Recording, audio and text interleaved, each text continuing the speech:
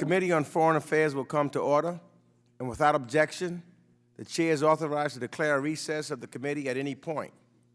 And pursuant to Rule 4, the chair may postpone further proceedings on approving any measure or matter or adopting an amendment.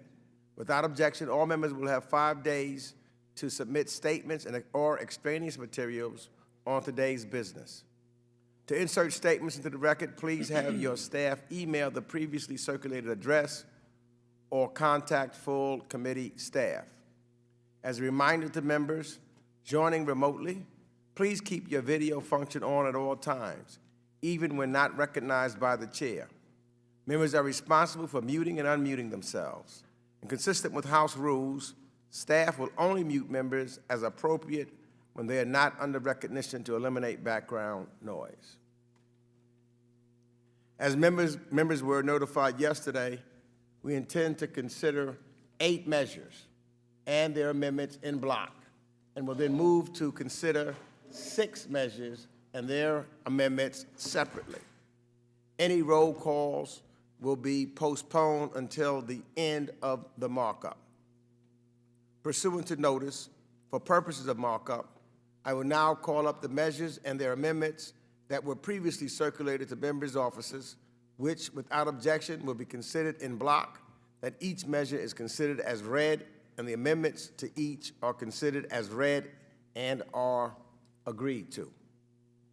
And without objection, after remarks, the committee will vote to order the measures favorably reported in block, as amended if amended, and any amendment or amendments to each measure shall be reported as a single amendment in the nature of a substitute. The measures in the in-block package are H.R. 8520, Countering Untrusted Telecommunications Act, H.R. 8503, Securing Global Telecommunications Act, H.R. 8259, Arms Exports Delivery Solutions Act, H.Res 558, urging the European Union to designate Hizballah in its entirety as a terrorist organization, with Meyer Amendment in the nature of a substitute number 11. H.R. 6265, CAPTAGON Act. H.Res 744, condemning the government of Iran's state-sponsored persecution of its Bahani minority and its continued violation of the Universal Declaration of Human Rights and International Covenant on Civil and Political Rights, with a Deutsch amendment in the nature of a substitute number 67. H.Res 1259, condemning the assassination of former Japanese Prime Minister Shinzo Abe and honoring his life and legacy, with a Shabbat amendment in the nature of a substitute number 60.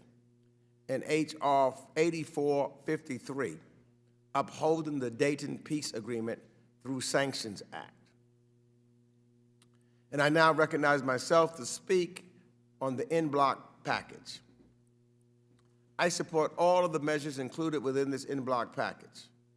As we navigate through historic times, the American people look to Congress and this committee in particular to strengthen our nation's position on the world stage. And I'm proud of the work our committee has accomplished to respond to our nation's foreign policy challenges. And I am proud this in-block continues this great work. First, this in-block includes 2 measures by my friend Ted Deutsch, chairman of the Middle East Subcommittee, H.Res 558 and H.Res 744. And when Ted departs this committee, we will miss his tireless advocacy and defense of the United States and our allies around the globe. He's been a true champion.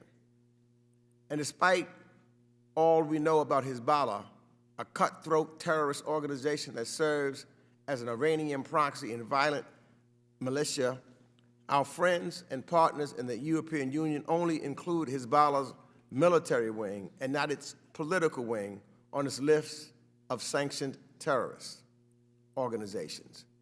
And with the adoption of H.Res 558, let's hope Europe hears the voice of this Congress loudly and clearly and finally takes the necessary steps to designate Hizballah as a whole, it is long overdue.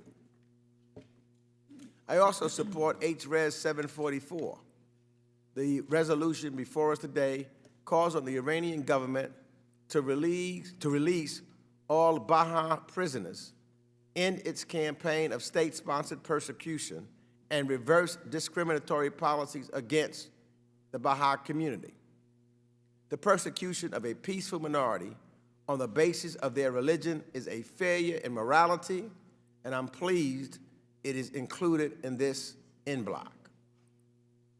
This markup also includes two important measures: Representative Manning's Securing Global Telecommunications Act and Representative Wild's Countering Untrusted Telecommunications Act that combats the PRC's tech corrosion and promote American telecom leadership at a moment when information and communications technology is emerging as a pivotal front in great power competition. China has successfully positioned one of its national champions, Huawei, to become the 5G equipment market leader. These threats are real.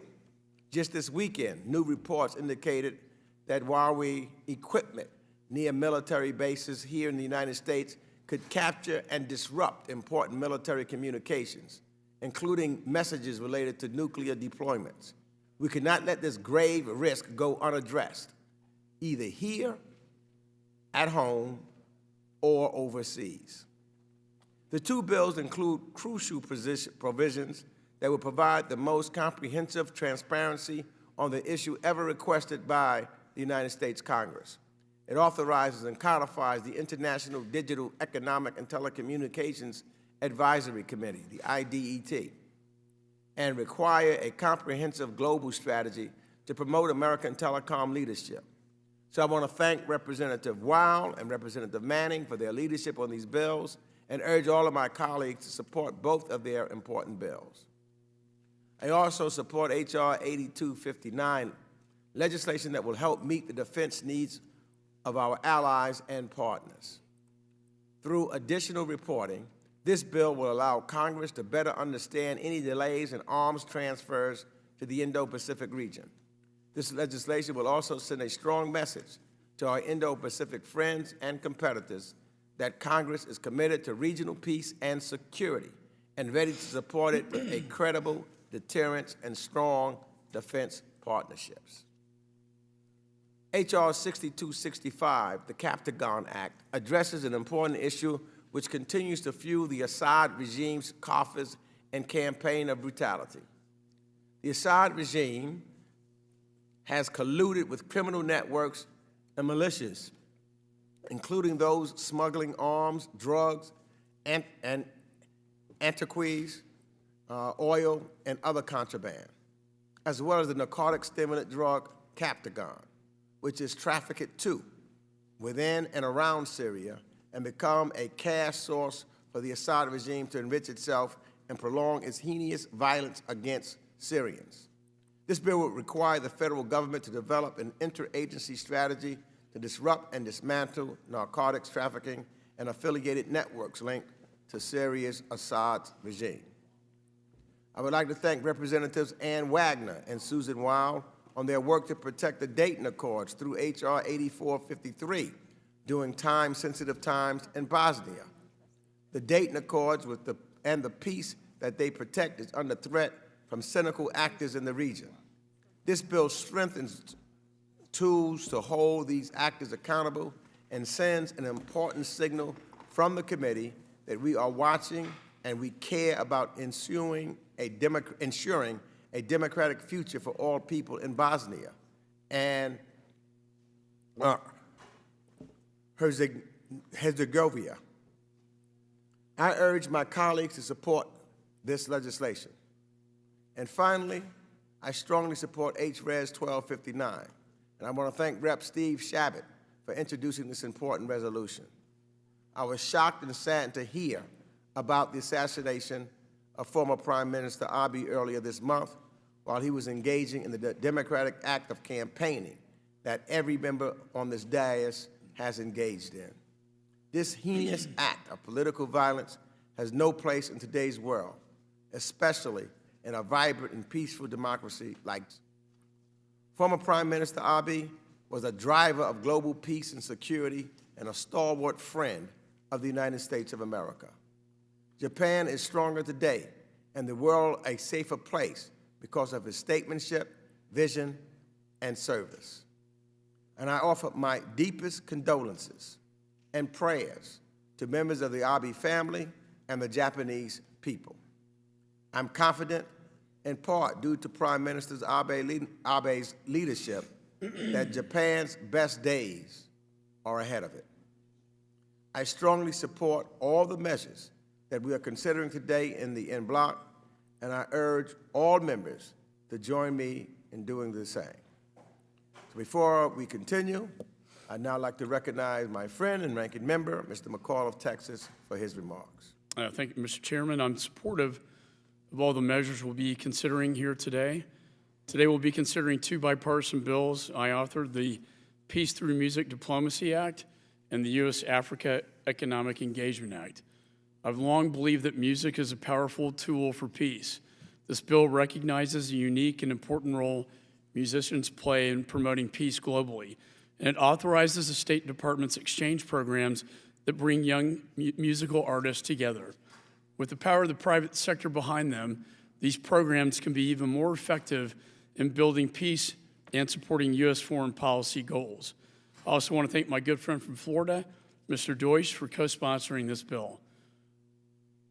On to the U.S.-Africa Economic Engagement Act I introduced.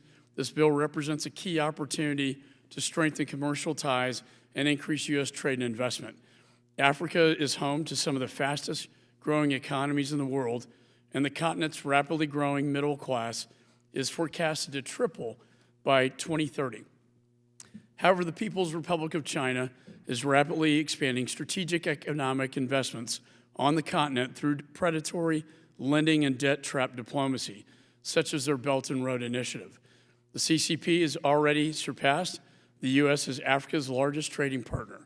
And when I meet with partners and allies around the world, I ask why they are entering into dangerous agreements with the CCP. They tell me it is because we are just not there. The U.S. government needs to show up on the field and compete. We must provide an alternative to PRC financing and aggressively advocate for U.S. companies looking to invest in and trade with partners in Africa. Since the Trump administration's launched the Prosper Africa Act in June of 2019, the U.S. government has helped to close over 800 deals across 45 African countries for an estimated value of $50 billion in exports and investments. This means jobs created both in the United States and across Africa. This legislation would build on my bill, the Championing American Business Through Diplomacy Act, which was signed into law and focuses on promoting American businesses abroad.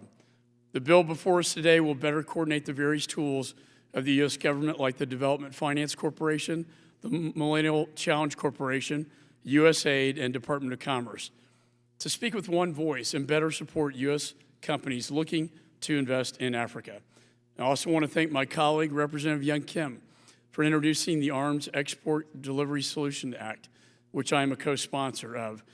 The bipartisan bill requires a joint State and Defense Department report on the status of certain delayed arms sales to Taiwan, the Republic of Korea, Japan, Australia, and New Zealand. This needed report must also include information on actions being taken to expedite deliveries of defense articles and interim solutions in the event of shipment delays. This cannot wait. We must act now. Clock is ticking, especially for Taiwan, as the CCP's military capabilities continue to grow. And lastly, I'm a proud co-sponsor of Representative French Hill's bipartisan CAPTAGON Act, Representative Shabbat's resolution condemning the assassination of former Japanese Prime Minister Abe and honoring his life and legacy, and also support Representative Wagner's bill upholding the Dayton Peace Agreement through Sanctions Act. I also want to thank Chairman Meeks for considering these measures today and for being a bipartisan team player on this committee, which we have such a rich history of doing so. With that, I yield back. Thank you, Mr. McCall. Any other members seeking recognition? Mr. Representative Ted Deutsch of Florida, Chair of the Subcommittee on the Middle East, North Africa, and Global Counterterrorism. Recognized for 5 minutes. Thank you, Mr. Chairman, and thanks to you and the ranking member for holding this important markup. We have 14 measures before this committee today I'm proud to support, including the 8 being considered in the en bloc.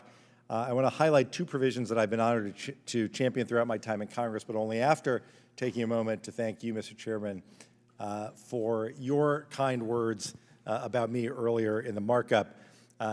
This committee's work is always important. The voice of the House of Representatives in foreign affairs, the oversight we do of the State Department always matters. But at a time when Russia's invasion of Ukraine puts at the very center of our work the importance of maintaining and defending democracy on our planet, there is no one better suited to be chairing this committee at this moment than Chairman Meeks.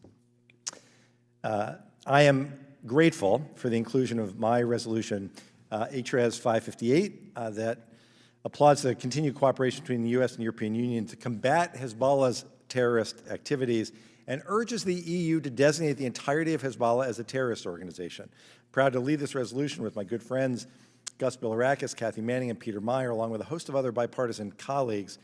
It is a fact that Hizballah is a terrorist organization with support from the Iranian regime, that it has carried out multiple deadly global terror attacks, continues to spread violence and terror throughout the region, including fighting alongside the odious Assad regime in the conflict in Syria, undermining Lebanon's stability, threatening Israel and its citizens with drones, missiles, and threats of invasion.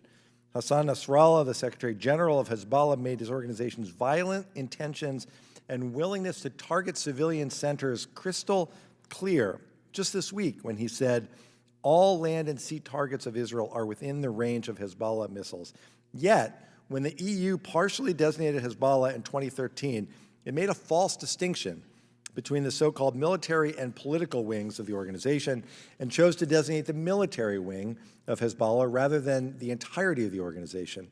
However, there are no different branches of Hizballah. It is, at one, a terrorist organization. You don't have to take my word for this, or the words of Germany, Israel, Guatemala, Argentina, the UK, or the many other countries who have designated all of Hizballah a terrorist organization.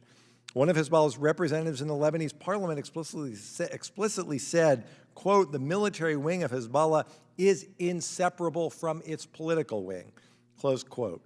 The U.S. makes no distinction between the organization's branches and includes Hizballah in its entirety on the FTO, the Foreign Terrorist Organization list.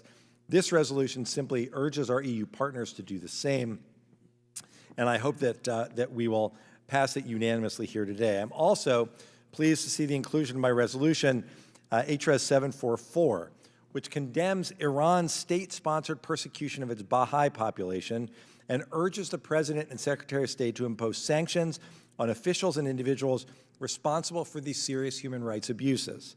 I am so grateful to Chair Meeks, Ranking Member McCall, and Ranking Member Wilson for joining me in leading this resolution, along with the many other bipartisan co-sponsors that have allowed this resolution to pass successfully for years, as far back as 1982.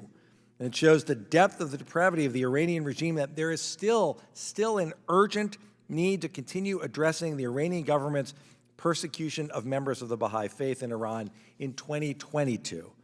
Just this morning, I met with Ambassador Rashad Hussain, the State Department's ambassador at large for international religious freedom, and we discussed the depth and brutality of Iran's persecution of religious minorities, especially of Baha'i.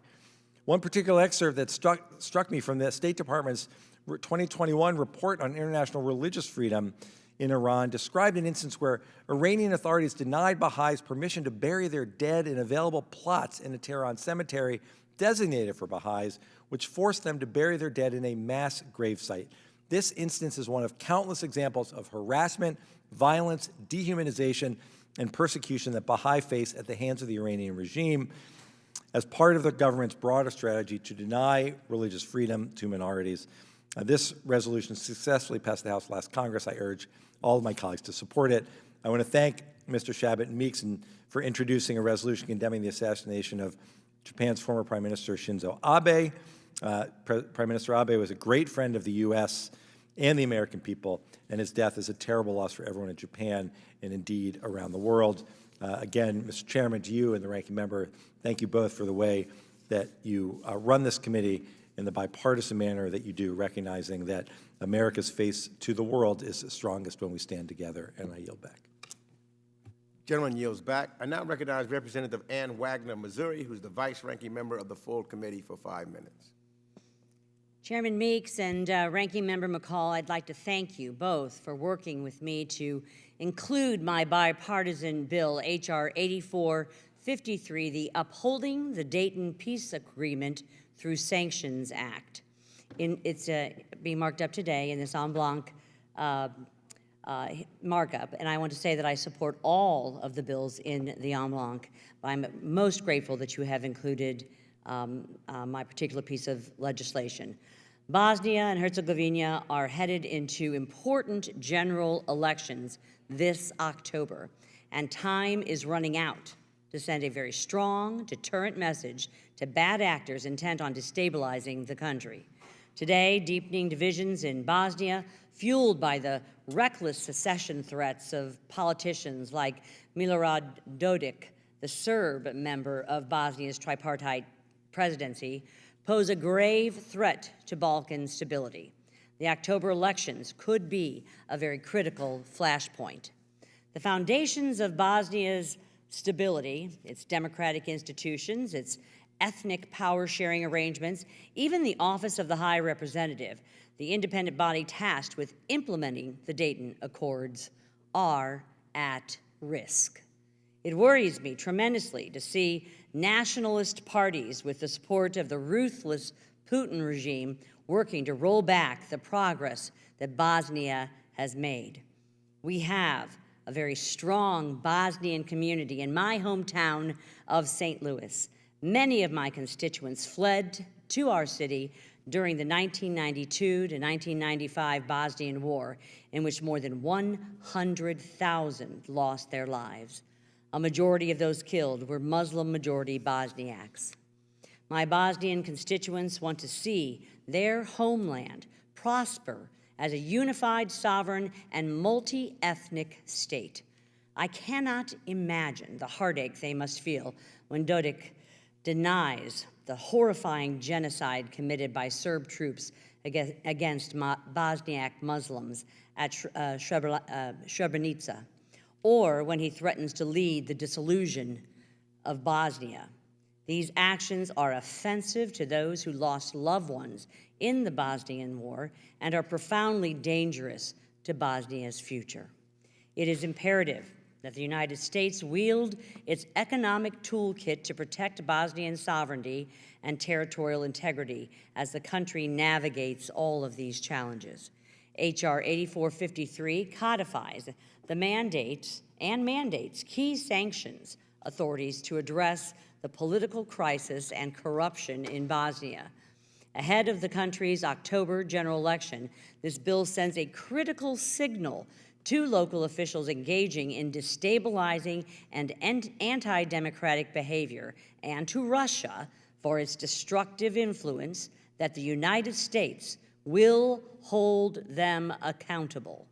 I urge my colleagues to join me in advancing the Upholding the Dayton Peace Agreement Through Sanctions Act to demonstrate the United States' unequivocal commitment to peace and stability in Bosnia.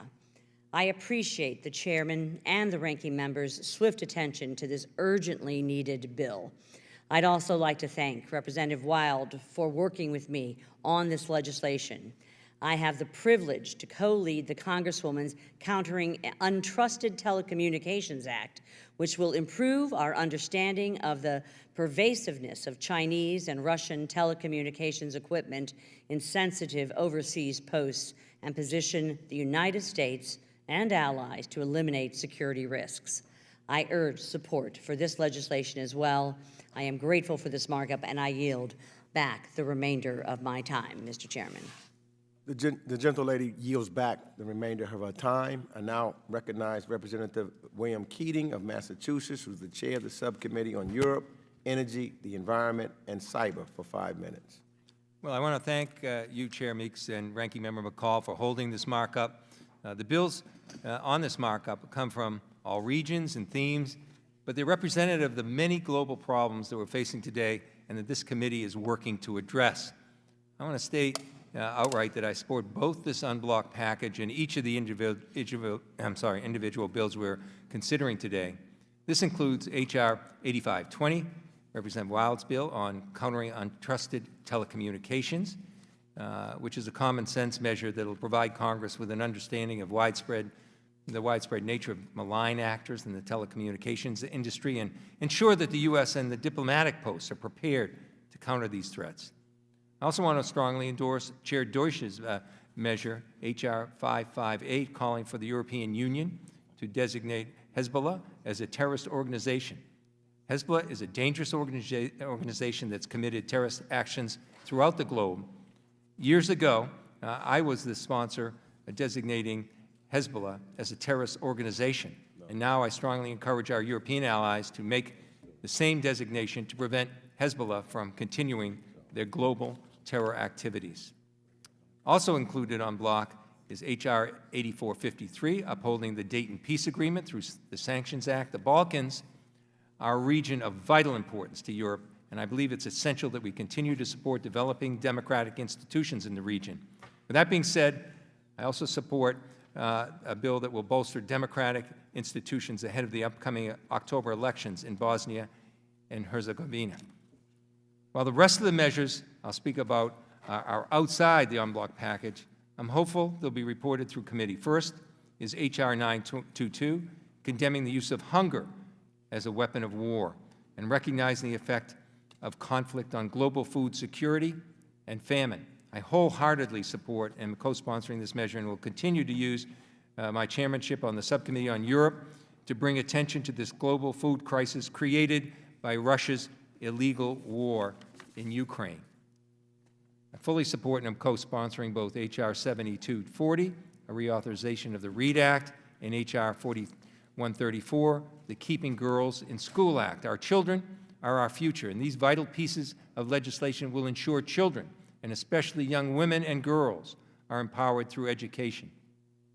I'm also co-sponsoring H.R. 8463, the Millennium Challenge Corporation Eligibility Expansion Act. Just yesterday, I had the honor of hosting, along with Ms. Alice Albright from the Millennium Challenge Corporation, President Osmana, and Prime Minister Kurti of Kosovo in our full committee hearing room right here, signing the Millennium Challenge Compact. This compact will expand energy capabilities and increase the number of trained energy technicians in Kosovo, with specific focus on increasing the number of women in the field. This legislation could expand MCC's ability to support similar projects across Europe and Southeast Europe, and I hope that the committee will report this legislation favorably. Finally, I want to speak in support of H.R. 6455, the U.S.-Africa Economic Engagement Act. A few weeks ago, I held a joint hearing with Chair Bass of the African Subcommittee on the Russian influence in Africa. This hearing made it very clear that without U.S. investment on the continent, Russia and China will continue to exert malign influence across the continent, ultimately undermining the interest of Africans as well as our own. For this reason, I'm in support and a co-sponsor of this legislation, which promotes, facilitates, and increases trade and investment between the U.S. and Africa in an effort to ensure long-term stability and prosperity across the continent. Thank you again, Chair Meeks and Ranking Member McCall, for holding this markup, and I yield back the balance of my time. Gentleman yields back the balance of his time. I now recognize Representative Steve Shabbat of Ohio, who's the ranking member of the Subcommittee on Asia, the Pacific, Central Asia, and Nonproliferation for 5 minutes. Thank you very much, Mr. Chairman. I want to voice my support for several measures that we have before us today. First, as ranking member, as you said, of the Asia and Pacific Subcommittee, I'd like to discuss H.Res. 1259, legislation that I introduced with you, Mr. Chairman, and also with Ranking Member McCall and Chairman Bera, to condemn the assassination of former Japanese Prime Minister Shinzo Abe. and most importantly, honor his life and his legacy. And I want to thank the many members of this committee on both sides of the aisle who have joined us as co-sponsors. Prime Minister Abe was a towering figure in post-war Japanese history. As Japan's longest-serving prime minister, he worked tirelessly to strengthen his country, to establish it as a force for good, and strengthen the collective security in the Indo-Pacific. In fact, he coined the term Indo-Pacific and was a major champion of the Quad, both of which helped bring India in as a key stakeholder in the broader region. He was also a firm believer in the U.S.-Japan alliance. At a time of rising tensions with China brought on by the ambitions of the CCP, Chinese Communist Party, the U.S.-Japan bilateral relationship stands as the cornerstone of peace and security in the Indo-Pacific region. We owe Prime Minister Abe a debt of gratitude for strengthening our alliance through multiple U.S. administrations. His senseless and shocking assassination was a blow to us all. My heart, and I think the hearts of all of us, go out to his family and to all the people of Japan. I had the opportunity to have lunch in Tokyo with Prime Minister Abe a number of years ago. This was before he became Prime Minister, just myself and him, one staff member and a translator. We met for about an hour and a half. We talked about a lot of things, improving the Japanese-South Korean relationship, the modernization of the Japanese military and the importance of them taking that very important step. The Quad, before there was a Quad, we talked about the importance of that. He couldn't have been more thoughtful, more gracious, more accommodating. And the food was good, too. I just want to say this was a tremendous, towering figure, and he's going to be missed by us and by all the forces of good in this world. I next like to turn to Ms. Kim's Arms Exports Delivery Solutions Act. As a co-chair of the Congressional Taiwan Caucus, I believe this legislation is absolutely critical. Taiwan is still waiting for weapons that it's bought and paid for, but which we just can't seem to produce on a reasonable timeline. This legislation draws needed attention to those delays and insists that we fix them. Last week, CIA Director Burns said that a PRC invasion of Taiwan is, and I quote, less the question of whether the Chinese leadership might choose some years down the road to use force to control Taiwan, but how and when they would do it, unquote. The lights are flashing red. Taiwan cannot defend itself with missiles that are on back order. Lastly, I'd like to voice my support for two resolutions which I've co-sponsored and were introduced by my good friend, Mr. Deutsch. H.Res 558, which urges the European Union to designate the Baha'is Hizballah in its entirety as a terrorist organization, including its political wing. That's critical. The European Union needs to recognize that Hezbollah exists for the purpose of destroying Israel, and that there's no distinction between its various entities which merely serve as so many masks for its true purpose. And finally, I'd like to voice my support for H.Res 744, which condemns the Iranian regime's persecution of the Baha'is.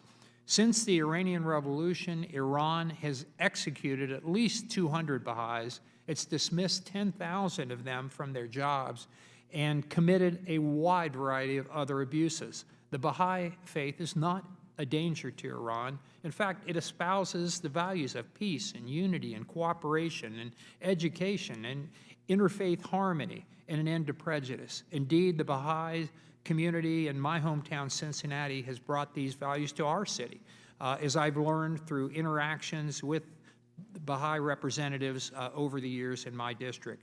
Iran's persecution of this peaceful minority is reprehensible and must come to an end. So, Mr. Chairman, I'd urge my colleagues to support these measures, and I yield back. Gentleman yields back. I now recognize Representative Jerry Connolly of Virginia, who's the president of the NATO Parliamentarian Assembly, for 5 minutes. Thank you, Mr. Chairman, and thank you for bringing us together for this markup. I certainly support all of the bills on the en bloc, and I particularly want to thank our colleagues for a number of initiatives, including Keeping Girls in Schools Act. Our friend Lois Frankel of Florida has brought that to us, and I just think today's an important step. I would like to address H.R. 6498, the Promoting Peace, Education, and Cultural Exchange through Music Diplomacy Act, if I may, Mr. Chairman.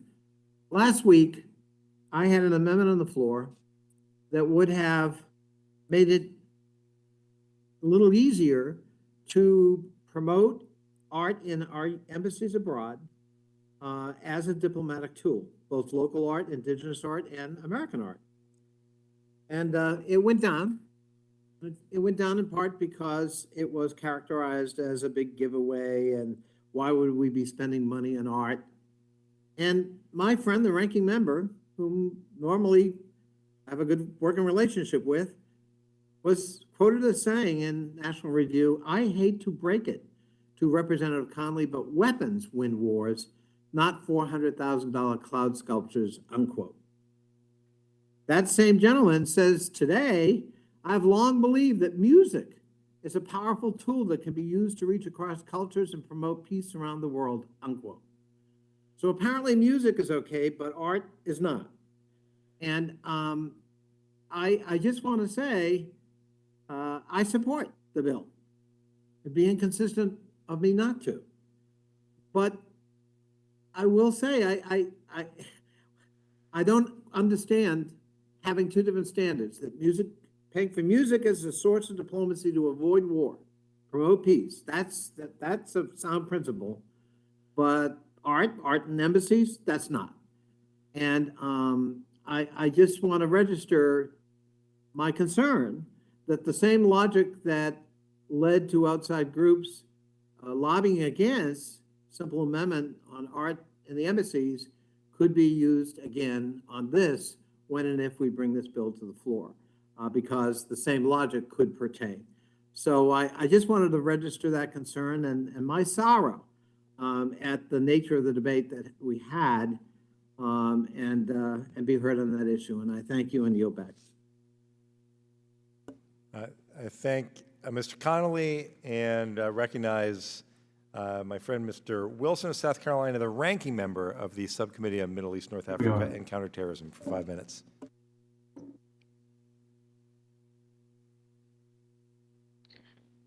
Thank you, Chairman Ted Deutsch, and indeed, I want to thank Chairman Greg Meeks and Ranking Member Mike McCall for bringing these important bipartisan measures before us today. And I am grateful to join with President Jerry Connolly to support House Resolution 558, which takes the important step of urging our European allies to European Union allies to fully designate Hizballah as a terrorist organization. Going back over 40 years, the Islamic Revolutionary Guard deployed its Quds force to Lebanon, forming what we now know today as Hizballah, with thousands of rockets to attack Israel. Now, Tehran's capacity to export terrorism through its proxies around the globe, even as close as Latin America, has expanded greatly in resources. Hezbollah's terrorist arm and political operatives symbiotically, with political help in secure gains in the parliament and perceived legitimacy. This is a threat to democracies that cannot be ignored, and I appreciate Chairman Ted Deutsch's leadership in encouraging the European Union to fully address the existential threat, which is part of the conflict between democracy's rule of law being opposed by authoritarians' rule of gun. I also support House Resolution 6265, and I appreciate that the Congressman Prince Hill's leadership on the CAPTAGON Act, backed by war criminals Putin and Raisi, butchered Bashar Assad, is running a narco state in addition to his campaign of terror against the people of Syria. Sadly, the Biden administration, in pursuit of a flawed nuclear deal with the terrorist state Iran, has prevented strategies to address this multi-billion-dollar trafficking ring and instead has implicitly greenlit normalization with war criminal Assad. Assad and his cronies have profited and lined the pockets of their war machine with illicit funding from the CAPTAGON trade. This dangerous and addictive drug has proliferated in the region and poses a threat to U.S. national security. I'm grateful to have been a co-sponsor of this legislation. And finally, House Resolution 774. The mass murder of Ibrahim Raisi's theocratic regime in Tehran has increased its ongoing persecution and brutality against the minority Baha'i faith and dissidents it deems a threat. Practicing members have been rounded up and executed with drummed up charges, leveled against them with no due process. Baha'i families have been ordered to bury their dead in mass graves. Victims of human rights violations by this criminal regime deserve a voice, as it is not the people of Iran who perpetuate this senseless violence, but the draconian regime. Democracies must stand firm in their support of human rights and dignity around the world. I was grateful to co-lead this resolution with my friend and colleague, Chairman Ted Deutsch, who we wish well in future endeavors as he successfully completes his congressional service. I yield back. Well, I thank my friend, Mr. Wilson, and yield 5 minutes to Ms. Titus of Nevada. Well, thank you very much. I want to thank the chairman and the ranking member for holding this markup and bringing these important pieces of legislation up for discussion today. I'm glad to be co-sponsoring several of the bills that we're considering, and I want to thank my colleagues for the opportunity to work with them collaboratively to move these forward. I'm going to talk about several of the bills that are up. Some are in the en bloc and some are coming up later, but I'll put it all in one short speech so you won't have to call on me again. As we heard last week from the World Food Program Director, David Beasley, and we also talked about in yesterday's informative hearing, the actions of Putin and others around the world are undoubtedly causing a global food crisis. So I would urge my colleagues to advance H.Res 922, which condemns the use of hunger as a weapon, and I thank Ms. Jacobs for her leadership on this issue. I'd also like to highlight H.R. 7240, the Reinforcing Education Accountability Development, or READ Act, that's led, reauthorization led by Africa Subcommittee Chairwoman Bass and Ranking Member Smith, as well as H.R. 4134, Keeping Girls in School Act, led by Ms. Franklin, which I'm a co-sponsor of. As the world continues to try and recover from the pandemic, now more than ever, it's crucial that the United States is doing all that it can to support education efforts around the world. We must do all we can to ensure that this doesn't irrevocably influence education development, because they've been living in COVID times, which have been difficult enough, and we won't want development to be stymied, because that will have a long-term impact on the growth of the global economy. This is especially true for young women who time and time again have shown that even with less resources, they can achieve more and do more to support their communities when they just have the opportunity to learn. I'd also like to mention H.R. 8463, the Millennium Challenge Corporation Eligibility Expansion Act, and I appreciate the IDOC or IDOC Subcommittee Chairman Castro's leadership on this. We've got to find inventive ways to support our development efforts. So I hope this legislation will open the door for even greater engagement by our committee, especially in regard to the DFC and providing them flexibility to work with and support more partners. Finally, I want to acknowledge and commend you, Mr. Deutsch, for your years of service on this committee. You will certainly be missed by me personally and all your colleagues professionally and politically. Your efforts to support religious freedom are second to none. I want to thank you for allowing me to join you on H.Res 744, condemning the state of Iran's state-sponsored persecution of the Baha'i minority and continuing to support the Universal Declaration of Human Rights. Unfortunately, across the country, we see rights of religious populations are discriminated against. And we've long advocated in this committee for religious freedom, and I know we'll continue to do so. I just hope this will lead to more discussions regarding other minority rights. And before the end of Congress, we can engage again on trying to support other marginalized groups like the LGBTQI plus community. So I'm strong support of these measures. I will vote for them. I encourage my colleagues to do so. I thank them for their hard work in bringing this forward, and I yield back. All right.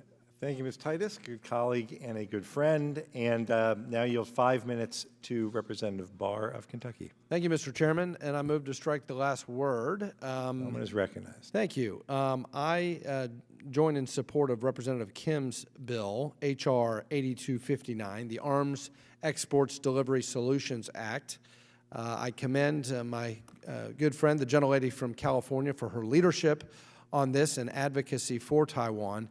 This important piece of legislation would require a joint Department of State and Department of Defense report on the status of certain delayed arms sales to Taiwan, the Republic of Korea, Japan, Australia, and New Zealand. This is a comprehensive bill that relates to a number of allied countries who have purchased arms, but we still receive reports that these arms have been delayed. This is particularly troubling with respect to Taiwan, given the deterrence imperatives relative to the CCP.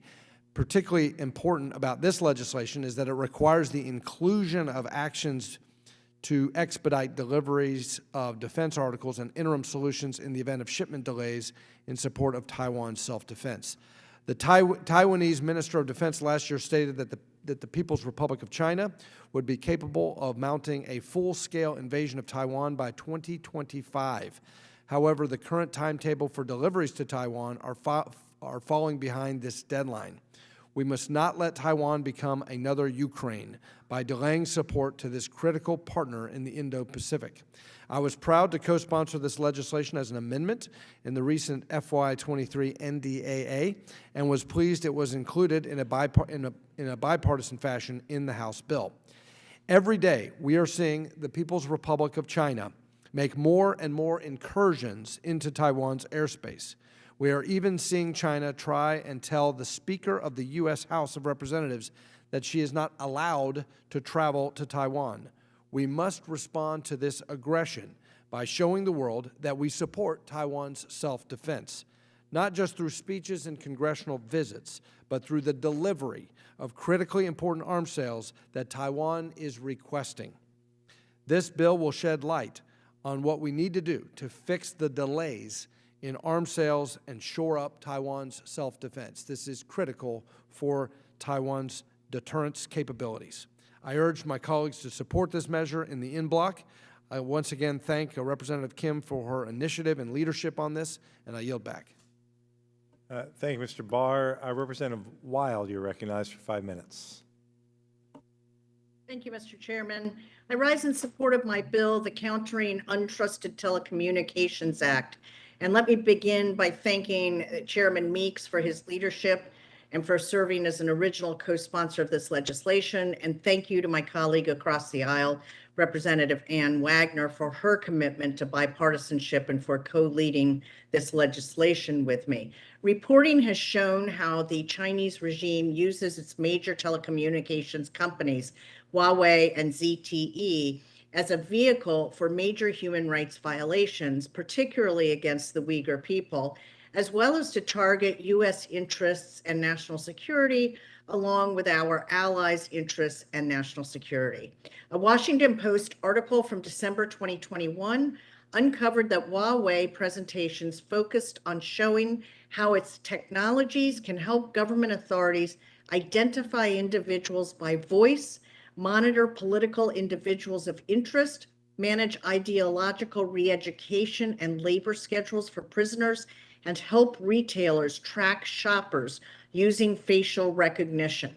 In response to this threat, the purpose of this bill is clear: to obtain reports on the vulnerabilities in our own overseas embassies, as well as within the networks of our collective defense allies; to direct the State Department to identify strategic telecoms infrastructure projects to strengthen our national security; and to amend the Securities and Exchange Act to require companies to report on whether they have contracted to use telecoms, equipment, or services that run counter to our security interests.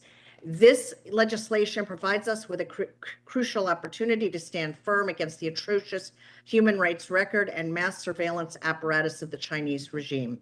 I urge my colleagues to join me in passing the bill by a resounding bipartisan margin, and I will also take this opportunity to briefly express my support for the legislation introduced by my colleague from Missouri, Representative Wagner, the Upholding the Dayton Peace Agreement Through Sanctions Act.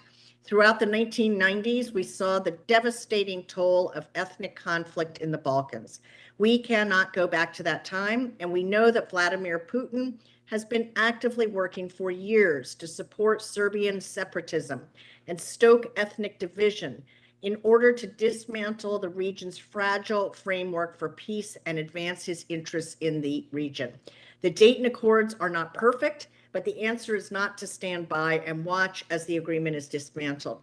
The answer is to preserve the accords and build on the progress made. I'm proud that this legislation addresses a key concern that I've raised in this committee. It calls on the Bosnian government to implement the rulings of the European Court of Human Rights, which would put an end to the ethnic and religious requirements on holding high-ranking political office that have unacceptably disenfranchised far too many members of the population. I urge my colleagues to join me in passing this bill so that we can send a clear signal in support of peace, democracy, and stability in the region. Thank you, Mr. Chairman. I yield back. Thank you, Ms. Wild. Representative Kim, you're recognized for 5 minutes. Thank you, Chairman. And I would like to speak on my bill, H.R. 8259, and I want to thank other representatives who have already spoken in support of this bill as well. The People's Republic of China is becoming increasingly aggressive in Taiwan Strait, and it continues sending dozens of warplanes into Taiwan's air defense identification zone and demands that the United States end its defense relationship with Taiwan. The PRC is even threatening a response to Speaker Pelosi's potential Taiwan visit, and I do sincerely hope that she does not bend to their threats. Xi Jinping has paid close attention to our response to Russia's annexation of Crimea, and is paying attention to our response to Russia's invasion in Ukraine. Taiwan has purchased billions of dollars worth of military equipment and defense systems that have yet to be delivered, including Patriot missile system upgrades, F-16 fighter jets, Stinger missiles, and other critical weapons to Taiwan's security. The Arms Export Delivery Solutions Act requires Secretaries of State and Defense to provide Congress with a report that contains a list of approved transfer of defense articles to Taiwan and other allies in Japan, South Korea, Australia, and New Zealand. The estimated start and end dates of delivery for those approved and incomplete transfer items, and any changes in delivery dates with explanation as to why such delays are there, and options for expediting the deliveries, and authorities and powers Congress can use to expedite those deliveries. And also, we want a description of ongoing interagency efforts to support operational capability of delivery systems, and a separate description of action items the State Department is taking to expedite deliveries, especially to Taiwan. I want to thank Ranking Member McCall for leading this important legislation with me, as well as APCAN Subcommittee Ranking Member Steve Chabot and Representative Brian Mast. And I want to thank Chairman Meeks for bringing this very important piece of legislation up for committee consideration. And I urge all my colleagues to support this legislation. Thank you, and I yield back. Thank you, Representative Kim. And with that, the committee will stand in recess for just a bit.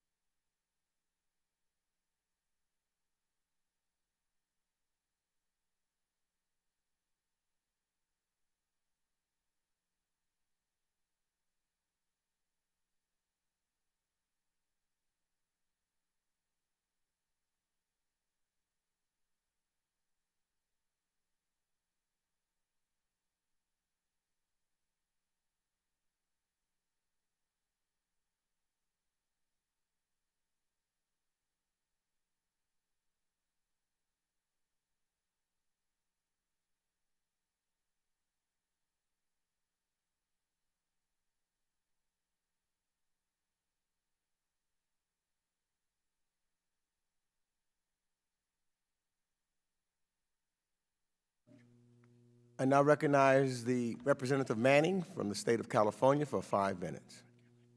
North Carolina, what did I say? I said California, I'm thinking I see next to I am it. happy to be from the state of North Carolina. Thank you so much, Chairman Meeks and Ranking Member McCall, for the committee's excellent work on these important measures. I am proud to support the measures en bloc, which includes my bill, H.R. 8503, the Securing Global Telecommunications Act, bipartisan legislation I was proud to introduce with my friend and colleague, Representative Young Kim of California. Mr. Chairman, every day we use and rely on products connected to telecom networks, which rely on a nearly invisible set of internationally agreed upon standards. These products work, and we are able to enjoy them when we can trust that the infrastructure and standards that underpin them are safe and secure and are not controlled by malign authoritarian actors. Our adversaries and strategic competitors would prefer to dictate our telecommunications infrastructure and technology standards. They want to install Chinese 5G towers and telecom equipment wherever they can. They're attempting to gain influence over international standard-setting bodies to provide their own companies like Huawei and ZTE an unfair advantage to shut out competitors and to further their country's geopolitical agendas. China then abuses this technology to steal data, conduct surveillance, invade our privacy, and undermine a free and open internet. In short, China and Russia are determined to game the system to influence the next generation of critical strategic technologies like 5G and AI. And if we are not vigilant, they may get their wish. This act will build on the committee's past work, including Ranking Member McCall's bill, the Promoting United States International Leadership in 5G Act, to further enhance U.S. efforts to promote secure telecommunications infrastructure around the world. This bill would require the State Department to develop a comprehensive strategy to promote trusted vendors in several categories of critical telecoms infrastructure. It would require the administration to report to Congress on Chinese and Russian efforts to advance their interests at the International Telecommunications Union, and it would encourage multilateral collaboration to promote secure telecoms providers and authorize and codify the existing International Digital Economic and Telecommunication Advisory Committee and give our American companies a seat at the table. This bill addresses a significant gap in an area of vital strategic importance. I want to thank my Republican co-lead, Congresswoman Young Kim, as well as Chairman Meeks, for supporting my focus on this important bipartisan priority. I also want to urge support for Congressman Ted Deutsch's legislation, including a resolution I was proud to help introduce, H.Res. 558, which urges the European Union to designate Hizballah in its entirety as a terrorist organization. Mr. Chairman, the Iranian-backed terrorist group Hizballah is responsible for thousands of civilian deaths, not just in the Middle East, but around the globe. Until 9/11, Hizballah had killed more Americans than any other terrorist group. Today, it maintains an arsenal of 150,000 rockets aimed at Israel. I'm glad the administration is committed to imposing sanctions on this terrorist network. We would like to see our partners in the EU take a stronger stand against this common threat by designating the organization as a whole as a terrorist threat, and I'm grateful to Chairman Deutsch for his steadfast leadership on this important issue. In closing, I urge support for the measure en bloc containing these important bipartisan bills, and I thank the Chairman and the Ranking Member for their leadership. I yield back. Gentlelady yields back. I now recognize Representative Brad Schneider of Illinois for 5 minutes. Thank you, Mr. Chairman. Hizballah is not just a threat to our ally Israel and regional security. They are also a threat to United States national security. H.Res. 558 would urge the European Union to designate Hizballah and in its entirety as a terrorist organization. The EU designated Hizballah's military wing as a terrorist organization, all the way back in 2013 and has made notable progress since then in countering Hizballah activities. But more needs to be done. This resolution urges the EU to take practical and tangible steps to reduce the terrorist threat posed to the United States, to Europe, to Israel, and our other allies in the Middle East by Hizballah. For example, increasing cross-border intelligence sharing, freezing Hizballah assets, prohibiting Hizballah fundraising activities, and issuing arrest warrants for Hizballah members and supporters in Europe would not only send a strong message, but would have a concrete impact inhibiting the ability of Hizballah to operate with impunity. There is no distinction between the military and political wings of Hizballah, and to try to make that distinction is pointless. They are part and parcel of the same entity, and that is a terrorist organization that threatens the United States and our allies and contributes to instability and violence throughout the Middle East. I urge my colleagues to support the measure, and I urge my colleagues to support the measure. I also, Mr. Chairman, want to speak in support of H.Res. 744, condemning the government of Iran's persecution of the Baha'i minority. On top of the growing threat to the region, Iran has a long history of blatant human rights violations. For years, the Baha'i community, the largest non-Muslim religious minority in Iran, has been subject to particularly severe religious freedom violations. There are more than 300,000 Baha'i community members in Iran who have been condemned as heretics by their government. Since 1979, Iranian authorities have killed or executed more than 200 Baha'i leaders, and more than 10,000 have been dismissed from government and university jobs. More than 850 have been arbitrarily arrested. It is the duty of the House of Representatives to condemn Iran's state-sponsored persecution of its Baha'i minority and its continued violation of the international covenants on human rights. I urge my colleagues to also support this measure. I support all the measures in this en banc amendment, and I urge my colleagues to support all of them as well. I yield back. Gentleman yields back. Are there any other members seeking recognition? Any further members seeking recognition? Hearing no further requests for recognition, the committee will proceed to consider the notice items en bloc. Pursuant to the previous order, the question occurs on the measures en bloc as amended, if amended. And we are going to take a vote by voice. Will all members please unmute your microphones? Unmuted. All those in favor say aye. Aye. Aye. All those opposed, no. In the opinion of the chair, the ayes have it. And the measures considered en bloc are agreed to, and without objection, the motion to reconsider is laid upon the table. Pursuant to the previous order of the committee, each measure is ordered favorably reported as amended, if amended, and each amendment or amendments to each bill shall be reported as a single amendment in the nature of a substitute. Without objection, staff is authorized to make any technical and conforming changes necessary. So now let's move on to the 6 measures being considered separately. They are H.Res. 922, condemning the use of hunger as a weapon of war and recognizing the effect of conflict on global food security and famine, with a Jacobs Amendment in the nature of a substitute number 112. H.R. 6498, Peace Through Music Diplomacy Act, with a McCall Amendment in the nature of a substitute number 59. H.R. 7240, Reinforcing Education Accountability and Development Act. H.R. 4134, Keeping Girls in School Act, with a Houlihan Amendment in the nature of a substitute number 92. H.R. 8463, the Millennium Challenge Corporation Eligibility Expansion Act. And H.R. 6455, Prosper Africa Act, with a McCall Amendment in the nature of substitute number 69. So we now consider H.Res. 922, condemning the use of hunger as a weapon of war and recognizing the effect of conflict on global food security and famine, with a Jacobs Amendment in the nature of a substitute number 112.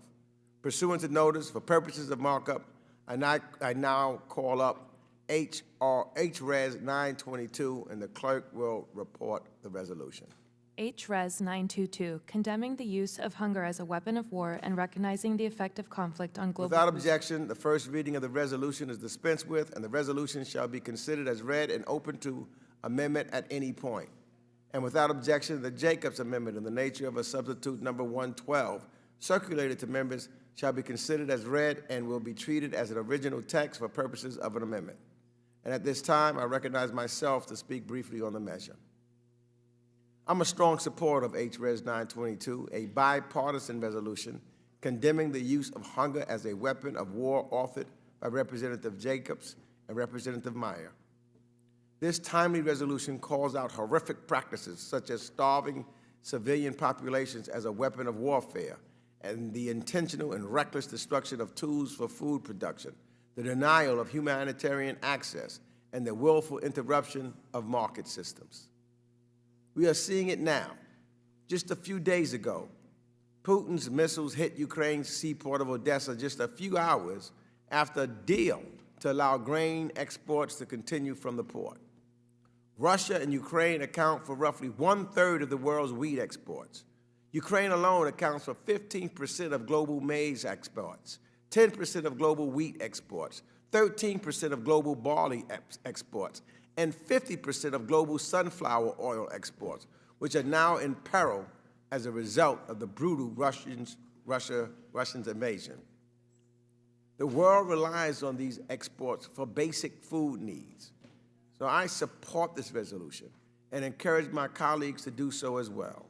I realize members wish to speak on the measure and that some members have amendments to offer. And I will recognize, and I yield back the balance of my time on this. And I will recognize members in committee seniority, by committee seniority, alternating between Democrats and Republicans for the purpose of speaking on the measure first. If you miss your turn, please let our staff know and we'll circle back to you. Then we will move on to amendments. Do any members wish to speak on the measure? I recognize Representative Jacobs from the state of California for 5 minutes. Well, thank you, Mr. Chairman, and thank you to so many of my colleagues here for supporting my resolution condemning the use of hunger as a weapon of war and recognizing the effect of conflict on global food security and famine. I also want to thank Congressman Meyer for partnering with me on this bipartisan resolution. Even before the Russian invasion of Ukraine, we've seen how climate change, the pandemic, and conflict fuel food crises around the world in Yemen, Syria, Ethiopia, South Sudan, and now Russia's invasion has made all of these situations worse. Putin has repeatedly weaponized food during this war, blockading Odessa and recently striking the port, even after a landmark grain deal was struck just the day before. But we also have to recognize that we can't only sound the alarm and mobilize aid and attention when and where humanitarian crises affect people who look like us. Around the world, millions are hungry and suffering as a direct result of Putin's relentless crusade for power. Oxfam and Save the Children estimate that more than 23 million people in the Horn of Africa are facing extreme hunger because of Russia's invasion. Afghanistan continues to face an acute humanitarian crisis where 23 million people face severe food insecurity. Haiti imports 70% of its food mainly from Russia and Canada, and today 45% of the Haitian population faces acute hunger. In Ethiopia, 12 million people in Tigray, Amhara, and Afar are in dire need of humanitarian assistance and rely on wheat imports from Ukraine and Russia. In South Sudan, where I just traveled, 12 million people are experiencing severe food insecurity, and 2 million children under the age of 5 are facing acute malnutrition, the most extreme level of food insecurity in the country since it became independent in 2011. Just last week, I met with World Food Program Director David Beasley, who told me that actually there's no longer a supply issue, it's an access issue, meaning we have enough food to feed people around the world and stem these crises. But we have a challenge of logistics, whether that's due to costs, locations, or the direct targeting of agriculture and food transportation hubs. That's why it's so important that we, as a body, recognize these impacts, condemn starvation of civilians as a weapon of war, and call on the United States government here in Congress and in the administration to continue addressing these crises and hold perpetrators accountable. I'm proud to lead this important resolution today, and I urge my colleagues to support it. I yield back the balance of my time. Gentlelady yields back the balance of her time. I now recognize Representative David Cicilline of Rhode Island for 5 minutes. Thank you, Mr. Chairman. Vladimir Putin's grotesque, repugnant, illegal war on the people of Ukraine has once again exposed the fragility of global food systems and the need for there to be robust interagency plan to limit the impact that tyrants like Putin can have on ensuring that people of the world, that children in vulnerable states, do not struggle under the weight of hunger. I strongly support House Resolution 92 offered by my friend, Representative Jacobs, and thank her for her extraordinary leadership on this issue and this excellent resolution, which condemns the use of hunger as a weapon of war. It shocks and stirs the conscience that we even need to signal to the world proactively starving innocent civilians in order to meet foreign policy goals is a reprehensible crime. But after Vladimir Putin demonstrated as recently as 5 days ago by bombing the port of Odessa hours after agreeing to a grain export compromise, we must. No twisted delusion of grandeur held by men like Vladimir Putin should come between a child and a warm meal. No war criminal like Vladimir Putin should stand between the sustenance of the poor and the aged and the indigent. Indeed, no one should grow thin or emaciated because they live in the time of a deranged oppressor. So I ask my colleagues to join me in supporting this legislation so that we might work toward ending man-made hunger as a result of war and condemn in the strongest terms the use of starvation as a weapon of war. And I again want to end where I began by thanking Congresswoman Jacobs for extraordinary leadership on this issue, and I yield back. Gentleman yields back. Any other members wish to speak on this measure? Anybody else wish to speak on this measure? Hearing no further requests, let's move on to amendments. Are there any amendments? Mr. Perry of Pennsylvania. Mr. Chairman, I reserve a point of order. Reserve a point of order is reserved. What number? 744, Mr. Chairman. Clerk, please distribute the amendment to your staff virtually, and let's pause to give members a chance to review the amendment.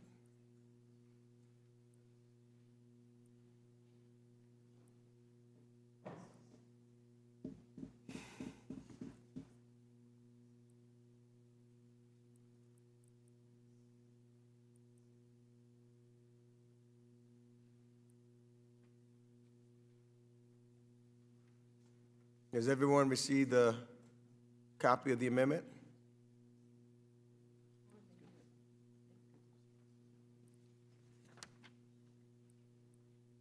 Clerk, please report the amendment. Perry Amendment Number 744 to the amendment in the nature of a substitute to H.Res. 922. In the first clause of the preamble. Without objection, further reading of the amendment will be dispensed with. Representative from Pennsylvania is recognized for 5 minutes in support of the amendment. Thank you, Mr. Chairman. This amendment simply recognizes reality that COVID-19 didn't worsen the already occurring and rising global food insecurity. It was the unscientific and unnecessary lockdowns in reaction to the virus. The virus didn't cause layoffs and unemployment. The virus didn't cause increased poverty. The virus didn't cause supply chain disruptions. The lockdowns imposed significant economic cost around the world, likely among those who are the most vulnerable. Again, this amendment simply places the emphasis on the true culprit. I urge support, and I yield the balance. Gentleman gives back his time. I now recognize myself for 5 minutes. I oppose this amendment because COVID-19 has had massive direct effects on populations around the world. The facts are that over 1 million Americans have died and millions more globally. Countries, rightly, had to take the necessary steps to protect their citizens. And I yield back the balance of my time. Is there any further debate on the amendment? Representative Jacobs, 5 minutes. I oppose this amendment because it's not based in truth. The impacts of COVID-19 are well documented all over the world, have undoubtedly played a key role in worsening global food insecurity. COVID-19 has reduced incomes, has disrupted food supply chains, and it's doubled the number of severely food insecure people from before the pandemic. I yield back. Gentlelady yields back. Any further debate on the amendment? Hearing no further request to speak, the question is on the Perry Amendment, designated number 744. We're going to take a vote by voice. All members, please unmute your microphones. All those in favor say aye. Aye. All those opposed, no. No. No. In the opinion of the chair, the nays have it, and the amendment is not agreed to. And without objection, the motion to reconsider is laid upon the table.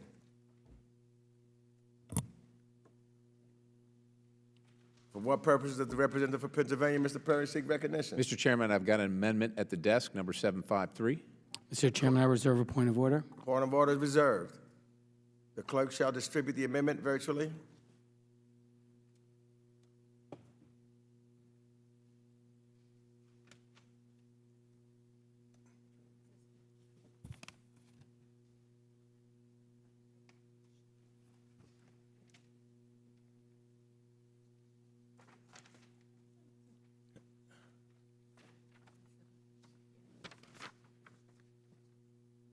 Has everyone received a copy of the amendment? The clerk will please report the amendment. Perry Amendment Number 753 to the amendment in the nature of a substitute to H.Res. 922, page 4. Without line- objection, further reading of the amendment will be dispensed with. And Representative from Pennsylvania, Mr. Perry, is now recognized for 5 minutes for support of his amendment. Thank you, Mr. Chairman. This amendment stipulates that crisis modifiers used in existing USAID programs shall be used specifically to divert, decrease, or cease programming. I know many folks here will say that these crisis modifiers are only used to divert or cease programming. I acknowledge that there are situations, like in Afghanistan, where it's helpful to have a mechanism to immediately stop or divert funding. I mean, we certainly don't want to continue sending funding to the enemy that just took over in a place like that. However, if crisis modifiers have never been used to increase funding, I think the text I'm offering today is a good compromise. And again, that text is, and I quote, ensuring existing interagency strategies, crisis response efforts, and ongoing programs consider, integrate, and adapt to address conflict by utilizing crisis modifiers in United States Agency for International Development program to respond to rapid shocks and stress such as the willful targeting of food systems by diverting, decreasing, or ceasing funding. So not doing anything that it doesn't already do, we're just clarifying so that it doesn't go the other direction. That's all we're doing. That's all I'm asking to do. And so it should be easy for everybody to support that. With that, Mr. Chairman, I yield the balance. Will the Gentleman gentleman yield. yield for a question? Certainly. So your amendment says to add language by diverting, decreasing, or ceasing assistance. It doesn't actually speak about funding, and so if there's different assistance that would be an appropriate response, USAID would not be permitted to do it. That seems like a very bad idea. As I understand, as I'm reading it to you, by diverting, decreasing, or ceasing funding. No, that's not.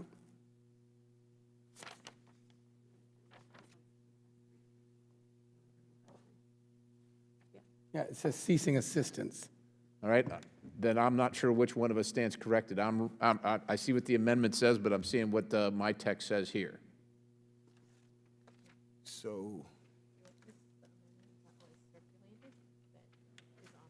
what was circulated?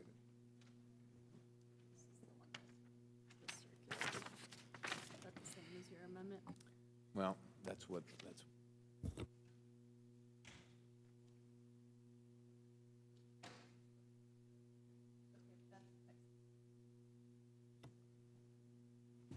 I appear to stand corrected.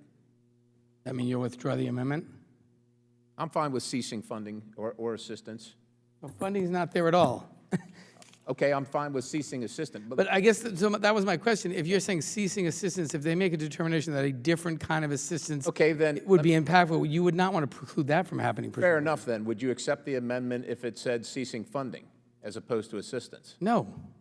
I think that's an equally dumb idea, frankly, with all due respect. But certainly this one, I think, is particularly harmful because it doesn't even allow the agency to make modifications in what kind of assistance might be useful. And it seems to me that doesn't serve the interests of the American people. All it does is say, essentially all this does is agree with what's already there, which says we're not going to increase, using the modifiers to increase. And I don't know why anybody has a problem with that idea. We're just saying that you shouldn't use the modifiers to increase these things. And if they've always been used to decrease, then we all should be on the same page. But it seems to me that somebody's actually interested in increasing it, but they don't want to say that. I yield. Well, I mean, I have tremendous confidence in USAID, so I'm not concerned about them using modifiers inappropriately. You seem to suggest that somehow increasing assistance is problematic. It may, in fact, advance the interests of the United States and the mission of the agency. All I'm saying I'm not is sure why we would want to restrict that. All I'm saying is using the crisis modifiers or should only be used to divert or cease programming, not to increase. But where do you get that notion, I guess, is you've made a limitation on crisis modifiers that you think is consistent with your view of it, but where does that come from? Other than a general notion that the USAID should do less. I'm not saying it should do less. I'm just saying that it should use the crisis. It shouldn't use the crisis modifiers. So you got a crisis somewhere, and like in Afghanistan, where the enemy's taken over. We don't want to send them more money. We don't want to send them more aid.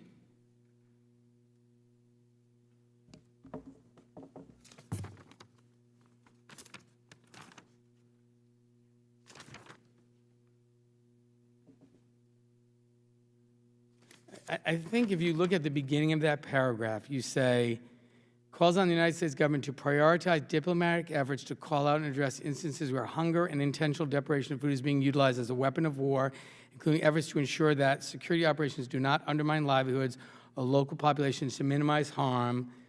And then you go to C, ensure existing interagency strategies, crisis response efforts, and ongoing programs consider, integrate, and adapt to address conflict by utilizing crisis modifiers of the United States agencies for international development programming to respond to rapid shocks and stress. Gentleman's time has expired. Anyone else seek recognition?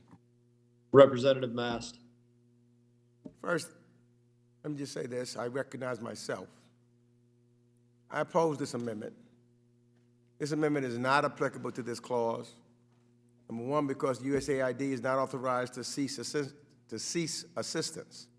This resolution already addresses actions to be taken to hold individuals, government, militias, and or entities responsible for using hunger as a weapon in conflict. And yield back the balance of my time. Who seeks recognition? Representative Mast. Representative Mast is recognized for 5 minutes. Yes, thank you, Mr. Chairman. I'm going to yield as much time as my colleague, Mr. Perry, may need to him. But after, if there is any time remaining, I would be curious to hear you expand just a little bit on your last statement, Mr. Chairman, saying that USAID is not at their leisure to cease assistance. I would be curious to just hear more on that if there is a remainder of time, but I yield to Representative Perry.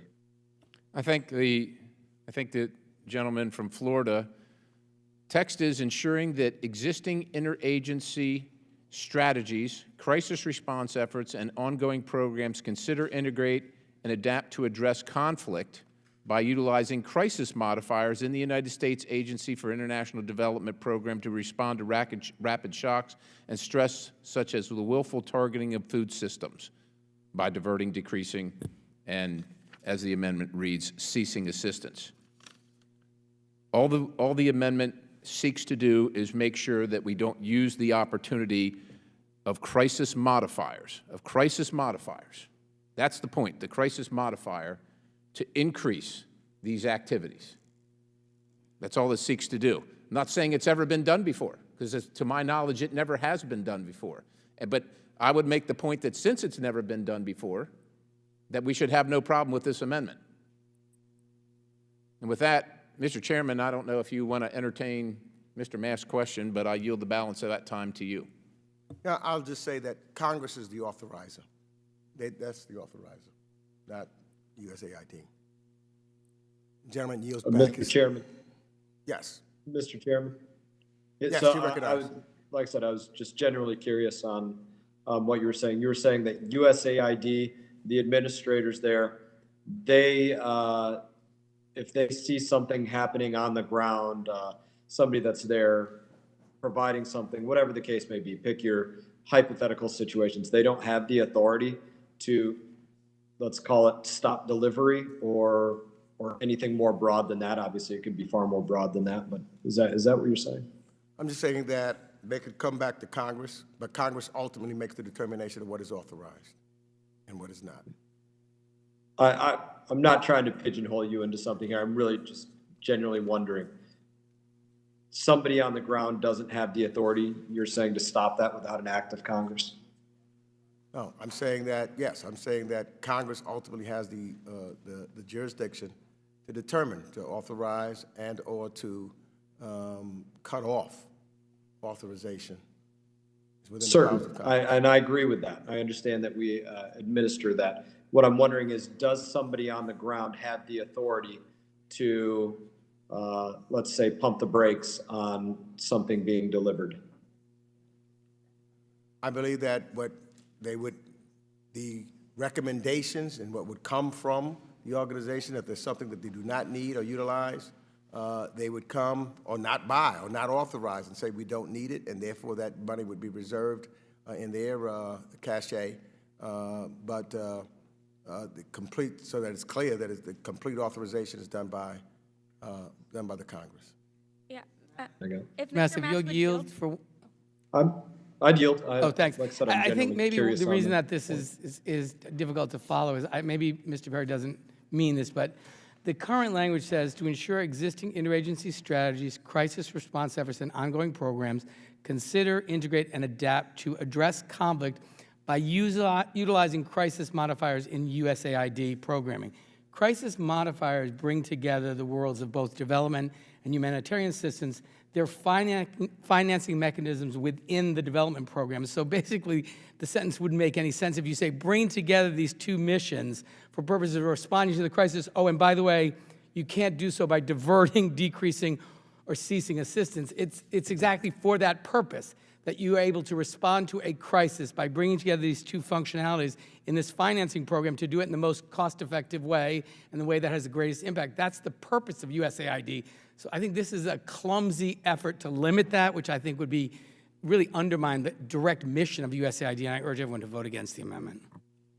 I will regain my time here, and I think it is something that we should be looking at, more broadly, is our capability for a very direct oversight over any assistance. I can't pretend that I do just automatically trust those that are working at USAID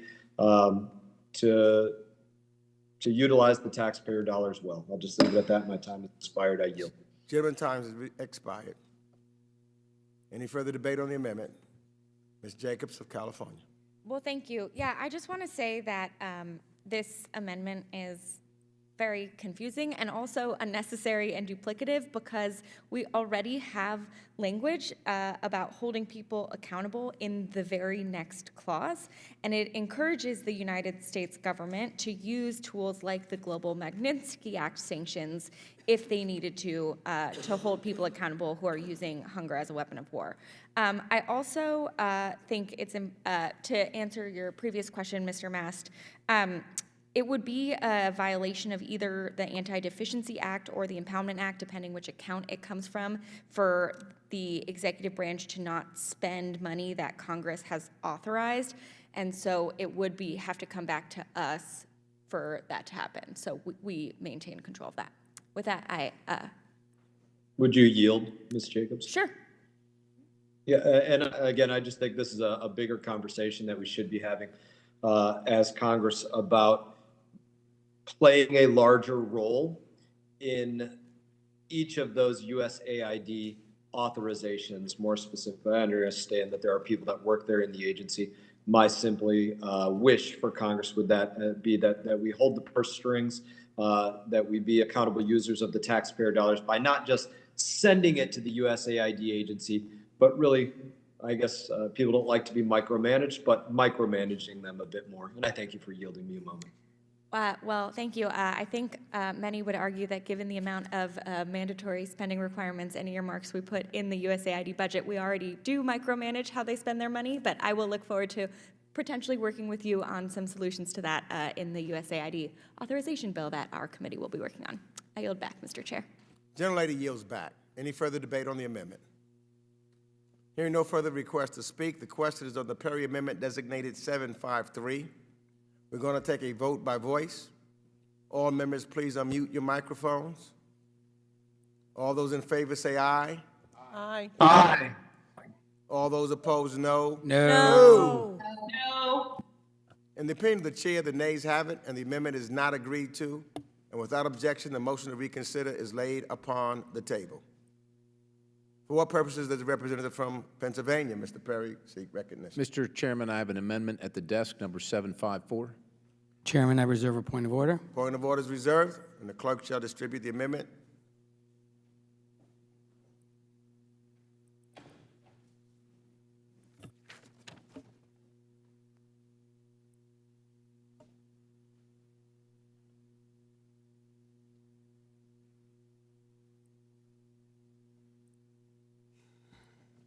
Yes, thank you.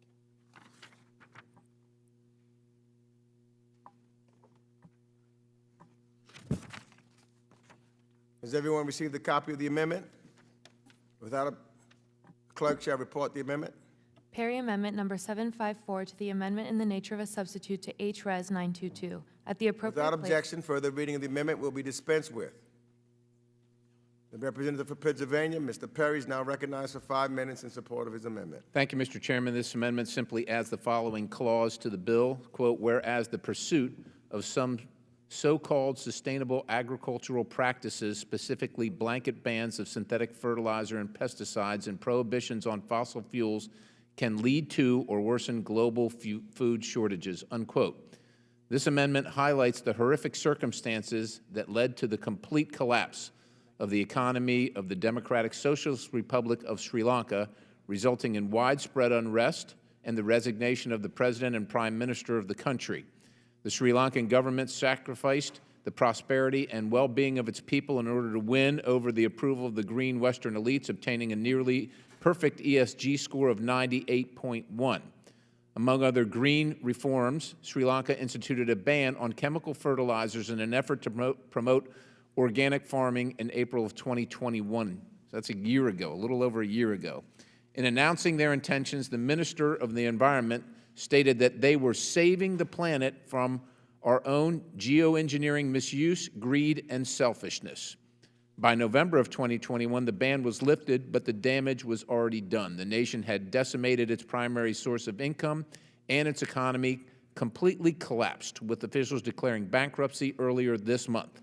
The economic toll of this decision, driven by Western elites, is absolutely devastating. According to the UN Office for the Coordination of Humanitarian Affairs, the ban had a disastrous impact on agricultural productivity and production, resulting in an estimated 40 to 50% reduction for the past season. They also noted that the production devastation will continue into the next cultivation season, as only 24% of the usually worked land has been cultivated for the upcoming season. The economic devastation resulted in inflation levels of 54.5% in June, with food prices rising over 80% and transportation over 128% since May. And 500,000 people have sunk into poverty as early as early of 2022. This is a devastating reminder of the human impact of the paternalistic, colonialist efforts of the Western elites to force developing nations to sacrifice their prosperity for our green goals. It's vital that this committee recognize the devastating impact of these policies that they have on global food supply and stop this madness. This amendment would do exactly that. I urge support, and I yield the balance. Mr. Chairman, I wish to be heard on my point of order. May proceed. Mr. Chairman, this amendment is about sustainable agriculture, but the bill is about using hunger as a weapon of war. The amendment is not germane and introduces a new and wholly irrelevant issue to the resolution. Chair is prepared to rule. Gentleman is correct. This amendment is not germane because this resolution is about the use of hunger as a weapon of war. And all of the whereas clauses mention conflict or warfare. It is not about the merits or lack thereof of sustainable agriculture, meaning the amendment introduces a subject matter in violation of Rule 16 of the House of Representatives. Thus, the point of order is sustained and the amendment fails. Falls, I should say. Are there other amendments? Representative Perry, Pennsylvania. Mr. Chairman, amendment number 755 is at the desk. Mr. Chairman, I reserve a point of order. Point of order is reserved. The clerk shall distribute the amendment.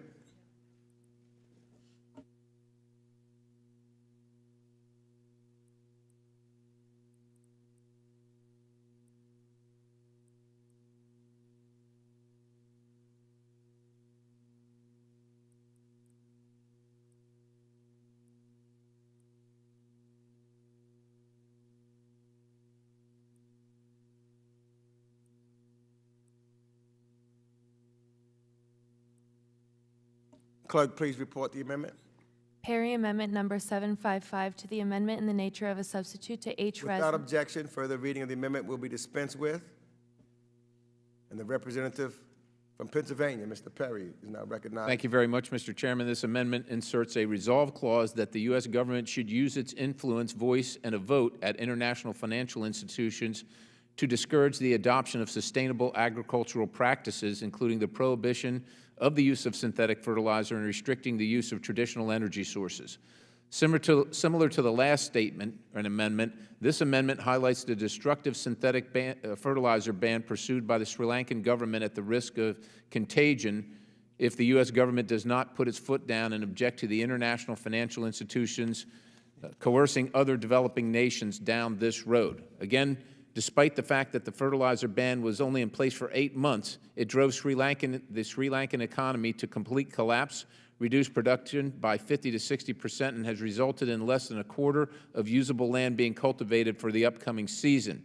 This led to an 80% spike in food prices and an overall inflation rate of 54.6%, dropping over 500,000 people into poverty. Despite the obvious impacts of the policy that drove the government into bankruptcy at the beginning of July, the Sri Lankan government signed a green energy taxonomy with the International Finance Corporation in May of this year that included a commitment to organic fertilizers, among other things. The continued push to impose top-down prohibitions on farmers at the behest of international financial institutions and the green Western elite has and will continue to destroy prosperity in the developing world, limiting already scarce global food supplies and resulting in the untimely deaths of tens of thousands, if not more. Likewise, the assault on reliable electricity projects at IFIs that started under the Obama administration and resumed under the Biden administration has plunged millions into electricity scarcity and precluded rapid development across the world. The wholesale export of these regressive policies to the developing world is a reprehensible attempt to preclude these countries from developing their natural resources and providing their citizens access to a reliable electric grid and the significant benefits that offers in terms of quality and length of life. Condemning these nations to inefficient and costly renewable energy sourced by slave labor represents the worst kind of neo-colonial elitism the West has to offer. It is abundantly clear that we cannot continue to push this immoral, ideologically driven mindset without precluding the further development and costing lives, yet that is exactly what the majority in this administration seek to do. Enough is enough. Let these folks access the benefits of modern life and develop their countries as they see fit, not subject them to the whims of the global green elite. This amendment would clearly establish a U.S. policy opposition to these ridiculous, life-threatening policies at international financial institutions. I urge my colleagues to adopt the amendment, and I yield the balance. Gentleman yields the balance of his time. Mr. Chairman, I wish to press my point of order. This amendment is a violation of Rule 10 of the House of Representatives because it concerns international financial institutions, which are not the appropriate jurisdiction of this committee or are properly the jurisdiction of the Financial Services Committee. Therefore, despite Mr. Perry's keen interest, our rules prevent us from considering this amendment. Chair is prepared to rule. The gentleman is correct. The amendment pertains to international financial institutions which are appropriately within the jurisdiction of the Financial Services Committee. Therefore, the amendment is a violation of Rule 10 of the House of Representatives, and we cannot consider it. We are going to take a vote by voice on the Jacobs Amendment in the nature of a substitute designated 112 to H.Res. 922. The question is now on the Jacobs Amendment in the nature of a substitute designated 112. We are going to take a vote by voice. All members, please unmute your microphones. And all those in favor say aye. Aye. Aye. All opposed, no. In the opinion of the chair, the ayes have it. And without objection, the motion to reconsider is laid upon the table. The amendment in the nature of a substitute is adopted.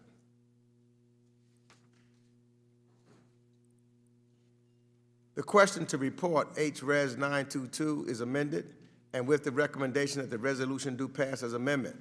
We're going to take a vote by voice. All members, please, again, unmute your microphones.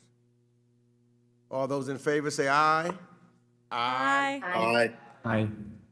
All opposed, no. In the opinion of the chair, the ayes have it, and without objection, the motion to reconsider is laid upon the table. The measure is ordered favorably, reported as amendment.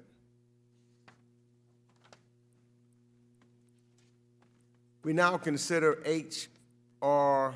6498, the Peace Through Music Diplomacy Act, with a McCall amendment in the nature of a substitute number 59. Pursuant to notice, for purposes of markup, I now call up H.R. 6498, the Peace Through Music Diplomacy Act. The clerk will report the bill. H.R. 6498, to authorize music-related exchange programs facilitated by the Department of State. Without objection, the first reading of the bill is dispensed with, and the bill shall be considered as read and open to amendment at any point. And without objection, the McCall amendment in the nature of a substitute number 59, circulated to members, shall be considered as read and will be treated as original text for purposes of amendment. At this time, I recognize myself to speak briefly on the measure. First, let me thank Ranking Member McCall and Chairman Deutsch for drafting this very important bill, and I'm thrilled to support it. This bill does many things.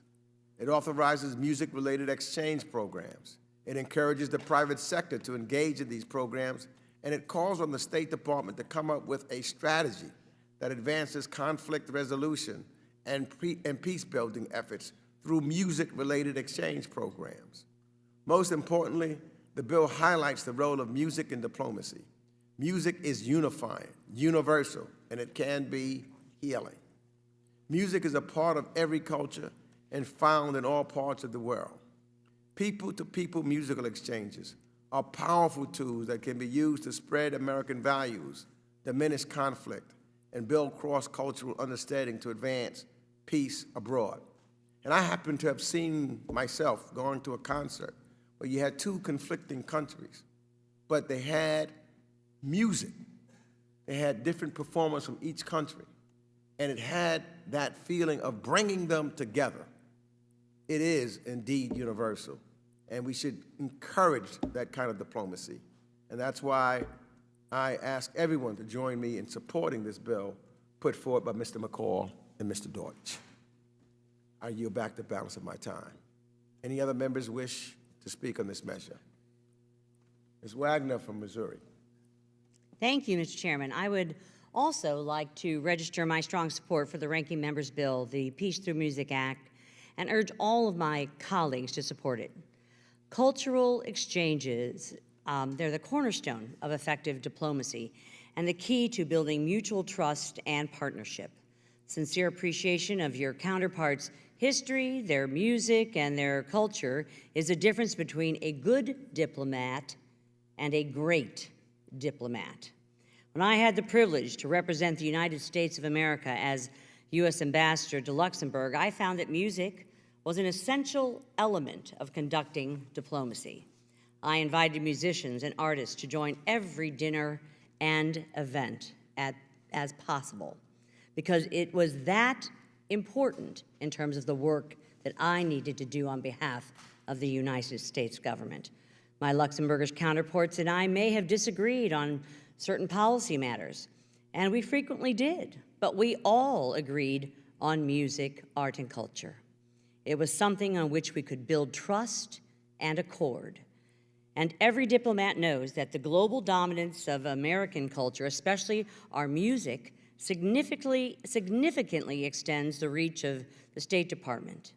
In every city and in every world and across the world, American songs by American artists play in stores and restaurants, at dinner parties, and on the street corners and over the radio.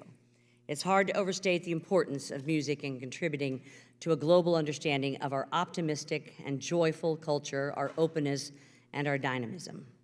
The ranking member's bill authorizes the State Department's highly effective music exchange programs and encourages state to draw from the private sector's expertise in designing and carrying out these programs. Through these programs, the State Department is able to reach thousands of young people, teaching the next generation to appreciate the power and importance of cultural diplomacy. I would urge my colleagues to vote in support of the Peace Through Music Act, and I yield back, Mr. Chairman. The gentlelady yields back the balance of her time. Do other members wish to speak on the? Mr. Chairman. Mr. Deutsch, recognized for 5 minutes. Thank you, Mr. Chairman. I am honored to join Ranking Member McCall as the Democratic co-lead for the Peace Through Music Diplomacy Act, which authorizes the State Department to implement music-related exchange programs, including those that promote diplomacy, and directs the State Department to leverage our music industry's expertise and resources when it comes to designing and executing these programs. As few members of this committee would know, I lead the Congressional Songwriters Caucus. I've spent years advocating for musicians in Congress. I've met artists across genres who have devoted their lives to creating the music that we love, moreover, the music that people all around the world love and enjoy. I've spent my time here in Congress, among other things, working to enhance America's ability to promote diplomacy and have had the occasion even to play music on trips overseas with my colleagues. This bill, this piece of legislation allows us to leverage the power of music as a common language, one that can transcend borders and cultures and language differences, as well as the expertise and resources of the U.S. music industry to strengthen our ability to promote diplomacy, peace, and prosperity. This is a good piece of bipartisan legislation. I urge my colleagues to support it, and I yield back the balance of my time. Gentleman yields back. Any further requests to speak? Mr. Cicilline from Rhode Island. Thank you, Mr. Chairman. I, too, would like to congratulate Mr. Deutsch on this legislation and the ranking member. Music has the unique ability to move us and inspire us. Music knows no bounds and is not constrained by any border. Music speaks to us through the most universal language of all, and music can take us back to the moments that matter most in our life. Music is the very essence of life itself in so many ways. 6 decades ago, Rhode Island's own Senator Claiborne Pell recognized the transformative power of the arts and music and wrote the legislation that would establish the National Endowment for the Arts and the National Endowment for the Humanities. Senator Pell understood that America's artists could touch the lives of not only their fellow citizens, but people around the world. He knew that art and music could erode divisions and bring each of us closer together. And he understood that art is a mirror in which to view our own fundamental humanity, and that through billions sharing the experience of art and music, lasting peace is ever more possible. Now, the Peace Through Music Diplomacy Act, H.R. 6498, offered by Mr. Deutsch and Ranking Member McCall, echoes that same fundamental belief. The United States is the proud home of many of the world's most talented singers, songwriters, musicians, dance companies, and composers. The world is home to many more. This will allow the State Department and nations around the world to give the global community the gift of music so that music may bring us closer together and closer to peace. And as I was thinking about this legislation, in so many ways, it reflects the sort of great symphony of Congressman Deutsch's work here in Congress, the commitment that he has always had to music and music creators, and recognizing the value of the creation of songwriters and fighting so relentlessly that they be properly compensated, and his enduring legacy of fighting for peace, not only in the Middle East, but all around the world. And so this, in many ways, this piece of legislation brings together two of the most important pieces of work that Congressman Deutsch has worked on while in Congress, and he's nearing the end of his service, and I think it's a really magnificent way to honor him by passing this piece of legislation so that music may be continued to be heard around the world and peace reign forever. And I yield back. Gentleman yields back. Any further members wish to speak? Hearing no further requests, let's move on to amendments. For what purposes does the representative from Pennsylvania, Mr. Perry, seek? Mr. Chairman, I request unanimous consent to withdraw the amendments I have on this bill. Without objection, the Perry amendments on this bill are withdrawn.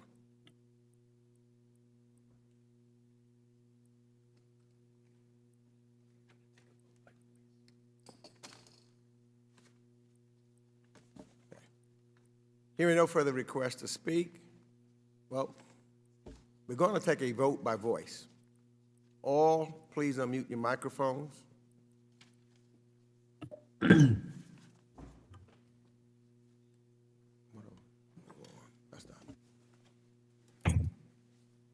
I feel bad for some staffer who spent a lot of time.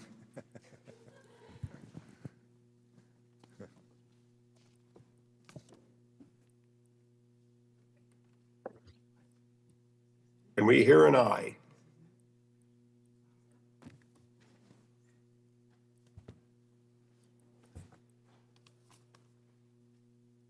I hear you, Mr. Isa.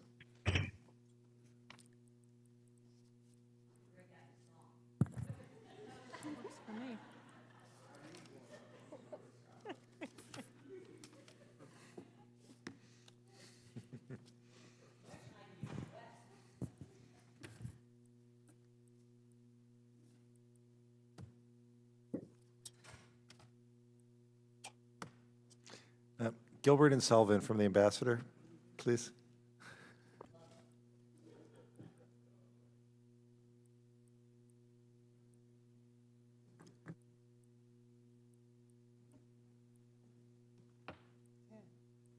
The question is on McCall Amendment, designated number 59.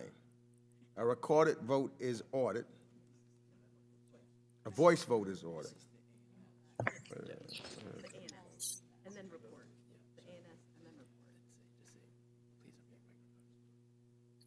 Please unmute your microphones. All those in favor say aye. Aye. Aye. Aye. All those opposed, no. In the opinion of the chair, the ayes have it. The question is now to report H.R. 6498 as amended, with the recommendation that the bill do pass as amendment. Again, we're going to take a vote by voice. All members, please unmute your microphones. All those in favor say aye. Aye. Aye. All opposed, no. In the opinion of the chair, the ayes have it. Mr. Chairman, I request a recorded vote. A recorded vote is ordered. A recorded vote is ordered. The question is to, please mute your microphones. The question is to report H.R. 6498 with the recommendation, we're going to roll this vote till tomorrow. All votes will be recorded. We're going to roll this vote till tomorrow. We'll probably go to the end of markup.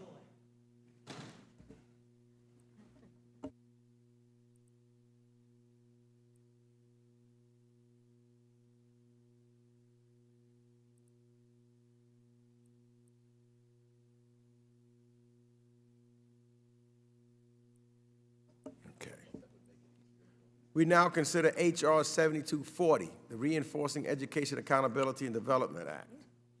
Pursuant to notice, for purposes of markup, I now call up H.R. 7240. The clerk shall report the bill. H.R. 7240, to reauthorize the READ Act.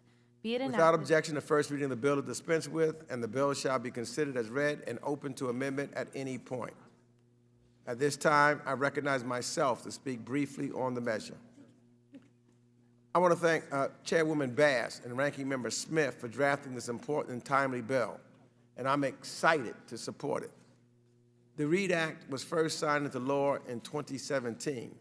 It required USAID to create a 5-year comprehensive strategy to promote quality basic education in partner countries by expanding access to basic education for all children and measurably improve the quality of basic education and learning outcomes. The bill before us today is calling for a simple 5-year extension of the READ Act, which would allow USAID to update their comprehensive strategy to address new and emerging issues we face today. As we continue to confront the COVID-19 pandemic, continuing and expanding access to education must be a top priority. Around the world, millions of kids were unable to attend school due to the pandemic. We must reauthorize the READ Act to adapt to these new challenges and help forge a stronger and more educated future for children everywhere. And to do that, we are making for a better world. We don't know those children, once they are given the opportunity to learn and be educated, could be the next leaders. They could be the next ones, next scientists, the next doctors that can solve and help resolve some of the many issues that we still face. And so we cannot allow certain things like COVID-19 pandemic and other things that have prevented some the opportunities to continue that education. It's a way to having a better world. And so I ask all the members to please join me in supporting this bill. Do any other members wish to speak on this measure? Mr. Chair? Yes. Who seeks recognition? Bass. Ms. Chairwoman Bass is recognized for 5 minutes. Thank you, Mr. Chairman. I appreciate this opportunity to speak on this issue, and I would like to note the significant number of measures affecting Africa, and I'm encouraged to see my colleagues address several significant issues for the continent. Today, I'm bringing H.R. 7240, the READ Act, to the committee for consideration. This bipartisan bill, co-led by Africa Subcommittee Ranking Member Chris Smith, is a straightforward reauthorization of the Reinforcing Accountability and Development Act of 2017, which was signed into law in the 115th Congress. The original act required a 5-year comprehensive strategy to expand access to basic education for children around the globe and measurably improve the quality of basic education and learning outcomes with a specific focus on supporting the most vulnerable children. My legislation would extend that authorization by an additional 5 fiscal years. The authors of the original READ Act, Senators Durbin and Rubio, have introduced companion legislation to reauthorize it for an additional 5 years as well. It is the policy of the U.S. as implemented in the READ Act to work with partner countries, other donors, multilateral institutions, the private sector, and non-governmental and civil society organizations, including faith-based organizations, to promote quality basic education through programs and activities. Since the Act's implementation, we have begun to see significant progress in building the foundational skills necessary for students to thrive and succeed in their educational endeavors. For example, in fiscal year 2021 alone, U.S. basic education programs reached more than 33 million pre-primary, primary, and secondary students in 73 countries and more than 1 million additional individuals with tertiary, vocational, and workforce training. The READ Act also required the president to submit a comprehensive U.S. strategy to promote basic education.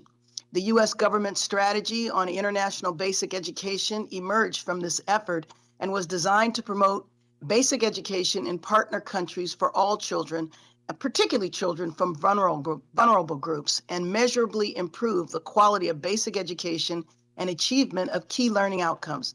The strategy has been carried out by USAID through a senior coordinator of international basic education since 2017. Since the launch of the U.S. strategy on international basic education, agencies and departments have created indicators and streamlined yearly reporting to Congress, launched the first international basic education website that includes information across all U.S. agencies involved in supporting basic education worldwide. The website highlights agency updates and resources, including yearly public reports to Congress, and increased coordination by establishing a process for sharing research tools and resources, specifically by working with USAID missions to increase coordination across federal agencies with stakeholders to better leverage taxpayer dollars. For example, when implementing the McGovern-Dole Food for Education program, USAID serves as a subject matter experts in literacy promotion, while USDA provides school meals and funding for teacher training and school construction, among other things that boost school enrollment and academic performance of preschool and primary students.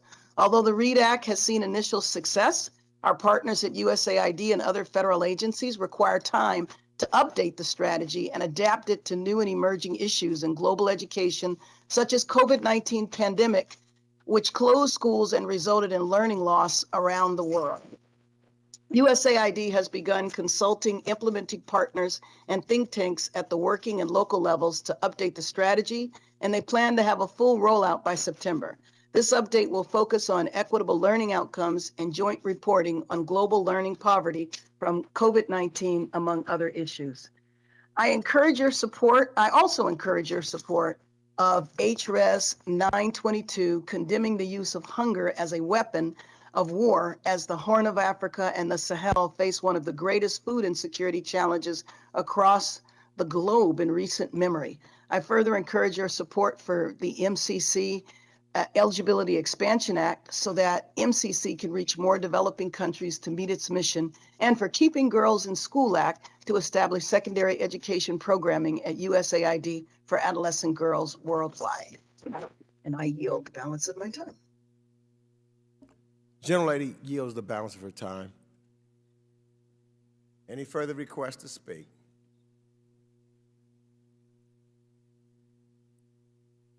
Hearing none, we'll move on to amendments. For what purpose does the representative from Pennsylvania, Mr. Perry, seek recognition? Thank you, Mr. Chairman. I have an amendment at the desk, number 747. Clerk shall distribute the amendment.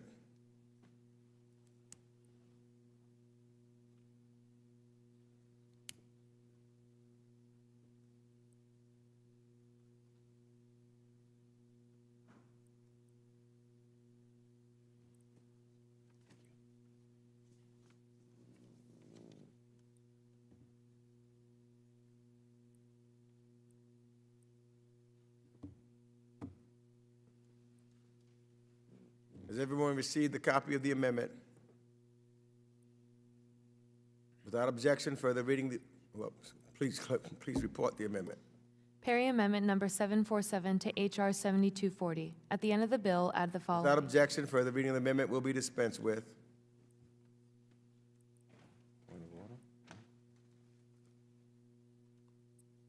The representative from Pennsylvania, Mr. Perry, is now recognized for 5 minutes. Thank you, Mr. Chairman. This amendment adds context that is much needed for our conversations about the now continued programs authorized by the READ Act, the effect of COVID-19 lockdowns on access to and quality of basic education and learning outcomes. I think it's hard for anybody, except perhaps maybe Randy Weingarten, to deny that lockdowns have had an enormous impact on children's educational and social development. Anecdotally, I know many of us got or continue to have Zoom fatigue. However, judging by the number of members participating in hearings virtually, it's clear that not all of us do. Imagine being a kid. You're used to moving around a classroom or from class to class, going to lunch and recess and gym and seeing your friends. Instead, you're forced to spend a year or more sitting at home staring at a grid of faces on a screen, unable to have separate chats with your friends or make new friends for that matter. For younger kids who are still learning language and speech skills, masks surely pose a hurdle for many. While telehealth was an option for some, preliminary studies from both the United States and other parts of the world show a significant impact on speech and language development among children. This amendment requires a report, simply a report by the Department of State on the issue, including the impact of lockdowns on school attendance, retention, and completion, in addition to learning loss and literacy rates. To both narrow the focus of the report and increase its usefulness to Congress, the amendment instructs the Department of State to prioritize information about lockdowns in countries where READ Act programs have been implemented. I understand this is a so-called clean reauthorization and that the bill's sponsor probably doesn't want to amendment. I certainly get that. However, I think these are unprecedented times, and if we're going to reauthorize it and not acknowledge what has just happened over the course of the last couple of years, I think we're missing one heck of an opportunity and being somewhat derelict in our responsibility. I hope we can all see the importance of the issue, especially as we reauthorize the READ Act and its program for another 5 years. And with that, Mr. Chairman, I urge acceptance and yield the balance. Gentleman yields back the balance of his time. I now recognize myself. I now recognize myself. I oppose this amendment. I oppose this amendment because the 2017 READ Act already has annual reporting requirements to update the status of access to quality basic education around the world, and has already included the impacts of the COVID-19 pandemic in previous reports. The 5-year reauthorization of this act would allow USAID to continue updating and assessing its strategy to respond to the COVID-19 pandemic's impact on access to quality basic education around the globe. Yield back. Any further debate on the amendment? Chairman? Yes, Mr. Chairman. Chairwoman Bass, recognized for 5 minutes. Thank you. Mr. Chairman, I echo your opposition of this amendment, as it would be duplicative of ongoing reporting and monitoring activities. The READ Act currently requires monitoring and evaluation of programs to determine whether activities carried out by USAID accomplish improvements in literacy or other basic skills. Additionally, the current act requires annual reporting that includes a description of the progress achieved over the last year toward meeting goals, with an emphasis on whether students have shown improvement. In 2018-2021 USAID Education Progress Report, USAID directly addressed the COVID-19 pandemic and its impact on global education. The report includes data that is country-specific and further states that USAID's response was in those countries. Further, USAID reported that it held monthly calls for field-based education staff to address the new challenges that COVID-19 pandemic presented. The point of the strategy and its progress reports are to keep up to date with the circumstances that have both positive and negative impacts on learning outcomes and respond to those circumstances appropriately. USAID has shown success through this by documenting COVID-19 responses in the education sector during the early stages of the pandemic. 5 case studies reports were produced in Colombia, Georgia, Lebanon, Nigeria, and Zambia to document the return to learning process in the first 14 months of the pandemic. USAID also developed and implemented a returning to learning during crisis toolkit that helps education planners prepare and decide on how to return to learning during and after educational disruptions such as COVID-19. I can imagine how difficult it is to speak to a screen, as my colleague mentioned, but I can also imagine how difficult it would be to be in an African country and have COVID and not have a hospital to go to. Also, if there is a concern about taxpayers' money, I don't know why we would duplicate resources when the Act already calls for documentation. USAID has already begun consulting implementing partners and think tanks at the working and local levels to update the strategy, and they plan to have a full rollout by September. This update will focus on equitable learning outcomes and joint reporting on global learning poverty due to the learning loss caused by COVID-19. This legislation has received bipartisan and bicameral support, backing from USAID, which implements the strategy, as well as endorsements from 38 international education organizations. So I would just ask my colleagues to join me in support of this important measure and vote no on the amendment and yes on H.R. 7240. Thank you. Gentlelady yields back. Any further debate on the amendment? Hearing no further requests to speak, the questions on the amendment parried number 747. We're going to take a vote by voice.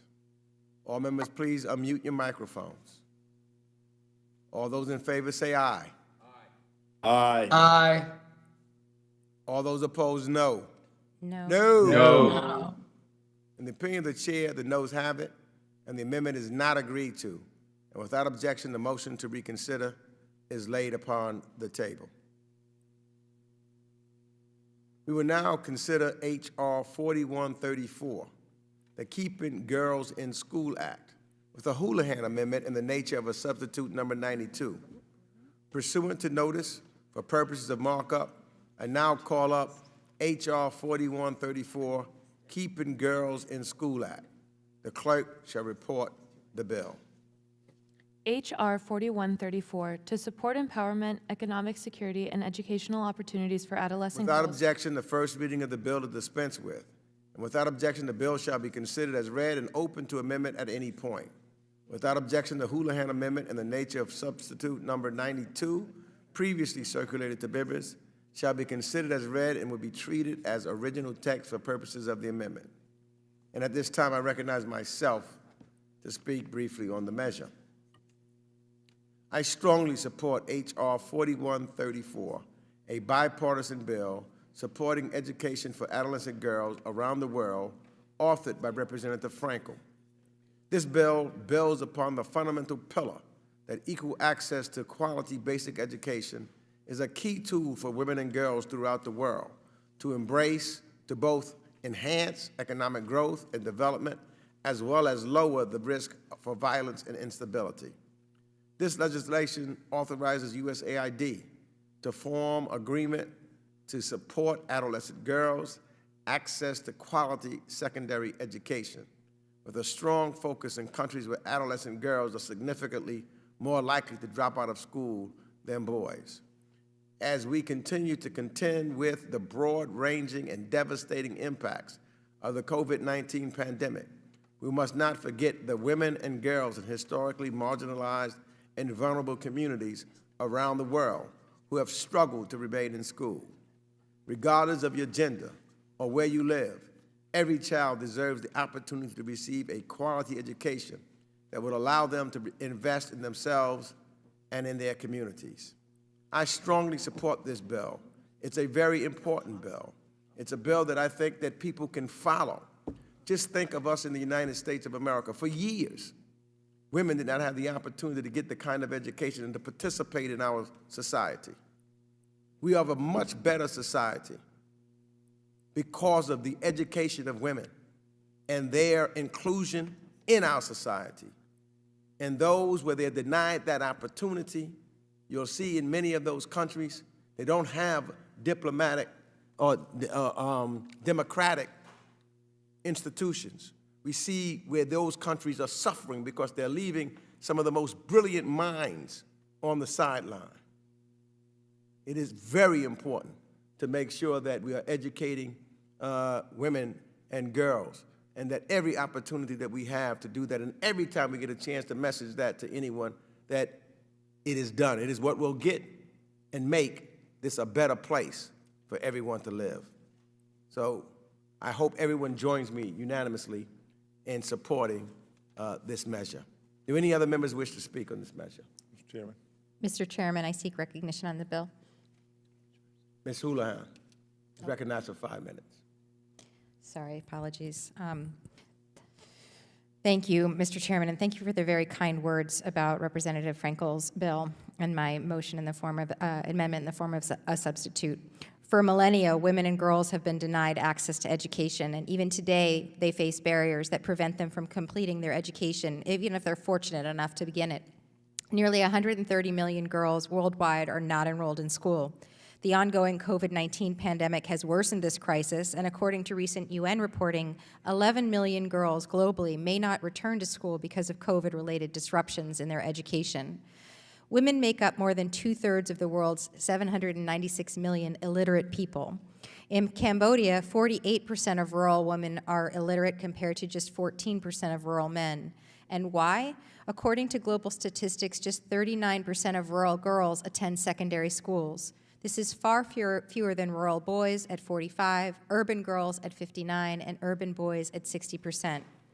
While progress has been made in reducing the gender gap in urban primary school enrollment, data from 42 countries shows that rural girls are twice as likely as urban girls to be out of school.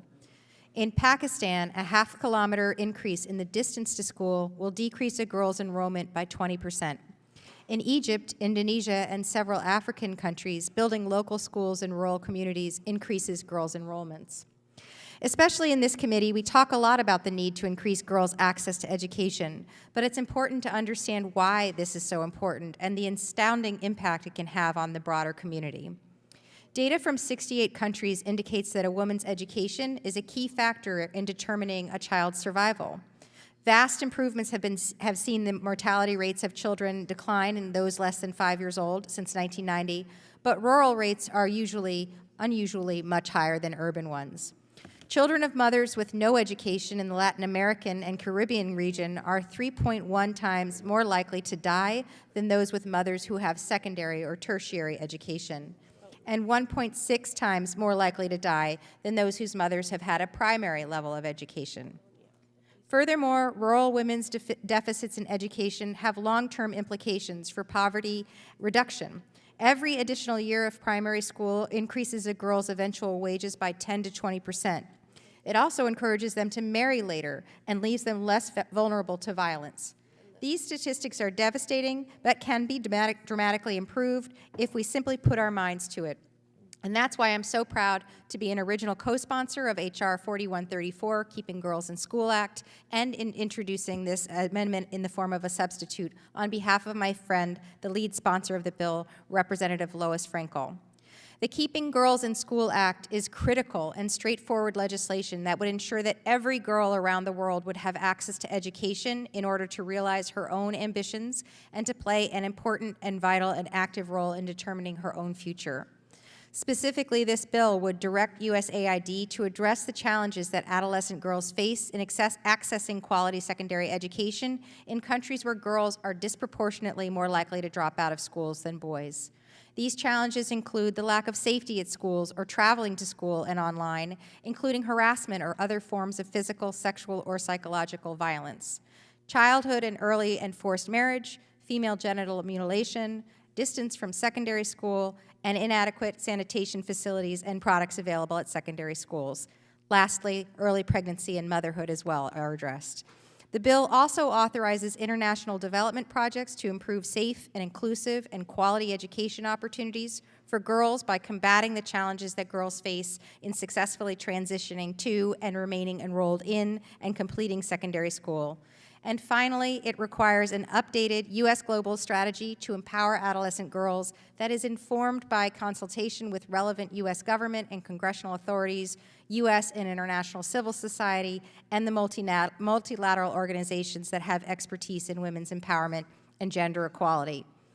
My amendment in the form of a substitute streamlines reporting requirements and incorporates technical amendments, and I appreciate the input from agencies and the dozens of NGOs in support that make this bill even stronger. The Keeping Girls in School Act has enjoyed strong support, not only in this committee, but also in the House as a whole. It passed unanimously in the 116th Congress with over 100 bipartisan co-sponsors. This version has 91 co-sponsors, again with strong bipartisan support. The United States is a global leader in these efforts, and every dollar that we spend in holistic programming to ensure girls compete will generate $2.80 in return. I thank the Chairman and Ranking Member McCall for including the Keeping Girls in School Act in today's markup, and I encourage all of my colleagues to support the amendment in the form of a substitute and the underlying bill. And with that, Mr. Chairman, I yield back. Gentlelady's time has expired. Any other members wish to speak on this measure? Mr. Chairman. Chairman? Mr. Deutsch, recognized for 5 minutes. Thank you, Mr. Chairman, for the recognition. Thank you to my friend, Representative Houlihan, for her very thoughtful and compelling presentation about a very important piece of legislation. I want to thank my good friend, Representative Lois Frankel from the district neighboring my own, for introducing H.R. 4134, the Keeping Girls in School Act, which helps to increase educational opportunities and economic security for girls worldwide, a bill I strongly support. Representative Frankel has long been a champion of women's issues and gender equality, and this bill is yet another example of the impactful work that she does every day to improve the lives of girls and women in this country and around the world.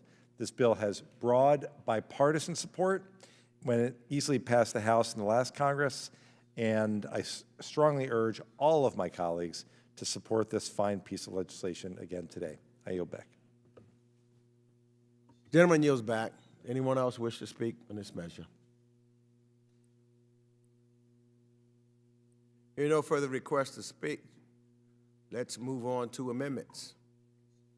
For what purposes does the Representative Perry from Pennsylvania seek recognition? Mr. Chairman, I've got an amendment at the desk, and I believe it's Perry number 1. The clerk shall distribute the amendment.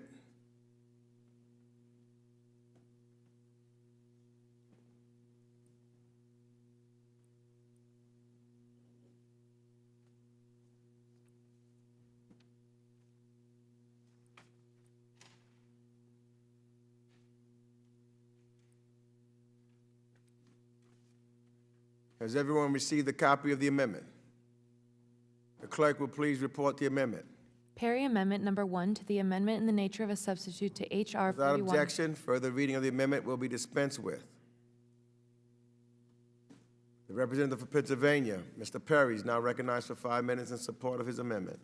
Thank you, Mr. Chairman. I don't think anybody on this committee, Republican, Democrat, liberal, conservative, anybody in between, including myself, has any objection to the goals of this legislation. We all think it's laudable. As the father of 2 daughters, I think every parent across the globe wishes for the best for their children, whether they're sons or daughters, including me. This amendment specifies that activities funded, approved by USAID under this program must include measurable goals, benchmarks, and outcomes. Beyond just currently, the bill only requires rigorous monitoring and evaluation from program applicants. And I would just say that if that were the standard in the schools for our own children, we would not accept them, and we have not accepted them, and they're not in place now. And if it's good enough for us, it should be good enough for those around the world who receive our assistance, aid, funding, and best wishes. While the more maybe naive of us would probably like to think, and we would like to think, that program applicants would easily be able to provide these metrics or perhaps already know what rigorous monitoring and evaluation means, clearly I don't think we can rely only on that. While I understand that international development organizations and USAID likely have some standard format or procedures for these type of programs, it seems to me if we're going to spend our taxpayer money on these programs, we should ensure that USAID knows exactly what kind of metrics they should require of applicants, even if they're less than the standard that we require in the United States of America. But there should be some measurable goal or benchmark or outcome if we're going to spend money on this and ensure that indeed these young ladies around the world seeking the education and seeking the things that we are going to provide get that. And it is our job, in my opinion, based on this legislation, to ensure that happens. I hope this is an amendment that the majority will consider as reasonable, because I think it is, and I think it's hard to not support it. But with that, Mr. Chairman, I'll yield the balance. Gentleman yields back. I'll now recognize myself to speak on this amendment. And one of the things I do know is, because Mr. Perry and I have had the opportunity to talk about his 2 daughters.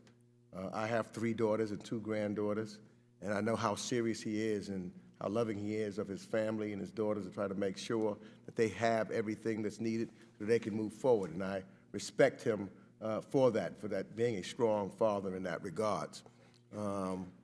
And while I don't view this amendment as necessary, I'm going to support this amendment because I think it takes a step to further clarify accountability in this particular section. So I am not opposed to it. I will support this amendment, and I yield back the balance of my time. I now recognize Mr. McCall for 5 minutes. Thanks, Mr. Chairman. I also support this amendment. I think it's responsible to have defined goals and outcomes and accountability with any federal program that we have. And I may beat y'all. I got 4 daughters and triplets and 1 son. But, you know, having said that, I support it. I yield back. Who seeks recognition? Hearing no further request to speak, the questions on the amendment of Perry number 1. We're going to take a vote by voice. All members, please unmute your microphones. All those in favor say aye. Aye. Aye. All those opposed, no. In the opinion of the chair, the ayes have it, and the amendment is agreed to, and without objection, the motion to reconsider is laid upon the table. The question now is on the Houlihan Amendment and the nature of a substitute designated number 92 to H.R. 4134. We're going to take a vote by voice.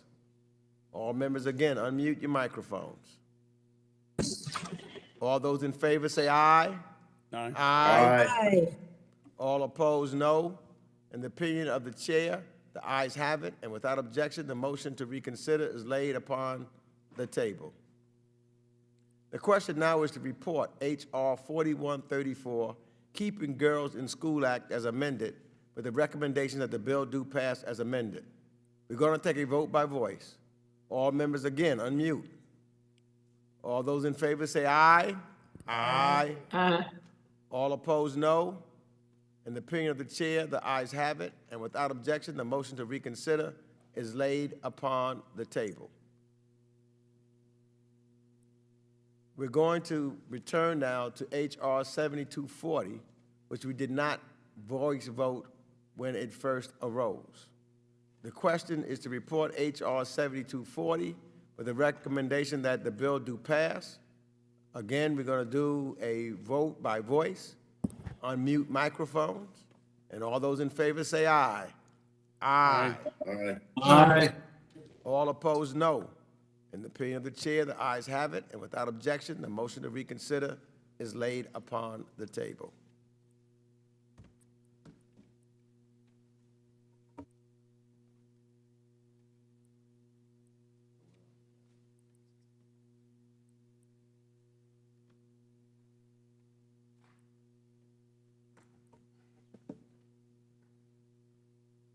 Pursuant to notice for purposes of markup, I now call up H.R. 8463. The clerk will report the bill. H.R. 8463, to modify the requirements under the Millennium Challenge Act of 2003 for candidate... Without objection, the first reading of the bill is dispensed with, and without objection, the bill shall be considered as read and open to amendment at any point. And at this time, I recognize myself to speak briefly on this measure. The Millennium Challenge Corporation has served as a cornerstone of U.S. foreign assistance for almost 20 years. However, since its founding in 2004, MCC has only been able to operate in 50 countries. Compact thresholds have restricted a lot of middle and low-middle income countries who are not wealthy countries, but have GDPs that fluctuate constantly, often affected by tourism, natural disaster, and government instability. This legislation will create more opportunities to establish MCC compacts with up to 125 countries around the world. We should support this bipartisan bill to expand MCC because if we are not engaged with middle and low-middle income countries, then our geopolitical rivals will be more than happy to fill this vacuum. I yield back the balance of my time. Do any other members wish to speak on this measure? Chairman. Mr. Castro of Texas, recognized for 5 minutes. Thank you, Mr. Chairman. My bipartisan legislation, which I'm glad to lead together with Representative Young Kim of California, makes a small but needed adjustment to the Millennium Challenge Corporation's pool of initial candidate countries. Perhaps the most visible part of MCC's rigorous selection process is the scorecard, which evaluates more than 20 different policy indicators of good governance. Before countries are assessed on this scorecard, they must be classified as low-income countries or lower-middle-income countries by the World Bank. This focus on developing countries is essential and a core part of the MCC's mission and mandate. But the way we define these countries has led to several issues that this legislation seeks to address. In the 2 decades of the MCC's existence, the number of eligible countries has shrunk by almost a third. MCC compacts, which need to be ratified by both the United States and the partner country, can take years to negotiate, ratify, and implement. Under MCC's current structure, countries can suddenly become ineligible for assistance in the middle of a multi-year negotiation. Global disruptions like a pandemic or major conflict can lead to similar changes in a country's eligibility. This legislation would define the country pool as the 125 poorest countries using the World Bank's GNI per capita measurements. It will ensure that MCC has a stable number of potential candidates, even as global incomes continue to change. The new pool of potentially eligible countries would cover 98% of the world's poor and 90% of the countries MCC the MCC considers facing substantial vulnerability, including to pandemics, natural disasters, migration, and food insecurity.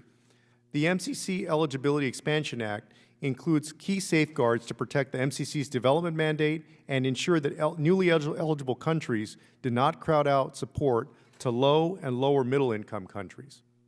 This legislation includes language that would strengthen statutory direction to the MCC's board to prioritize development, need, and impact.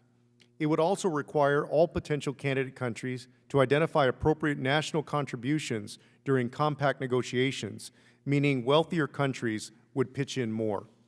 Lastly, in implementing this legislation, I expect the MCC to compare this small pool of newly eligible upper middle income countries against their peers in determining eligibility through the scorecard.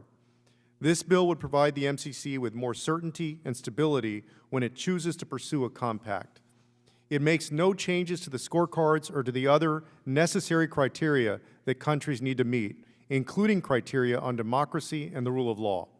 While this legislation would expand the number of countries that could be considered by almost 45, only a few would meet these additional criteria and ultimately be eligible for assistance.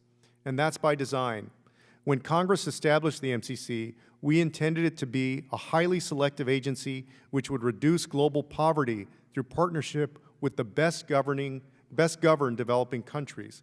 And MCC has consistently enjoyed bipartisan support and international credibility because it has kept unerring focus on that mission. With your support today, we can ensure that the MCC will continue its important work and have a greater impact. I urge my colleagues to support this legislation and oppose any amendments that would politicize the agency or undermine its development mandate. With that, I yield back, Chairman. The gentleman yields back. I now recognize Representative Malatakis from the state of New York for 5 minutes. Thank you, Mr. Chairman. I would like to voice my support for H.R. 8463, the Millennium Challenge Corporation Eligibility Expansion Act. The Millennium Challenged Corporation has enjoyed broad bipartisan support since its founding under President Bush. This support stems from the agency's strong track record of success in its mission of eliminating poverty through economic growth.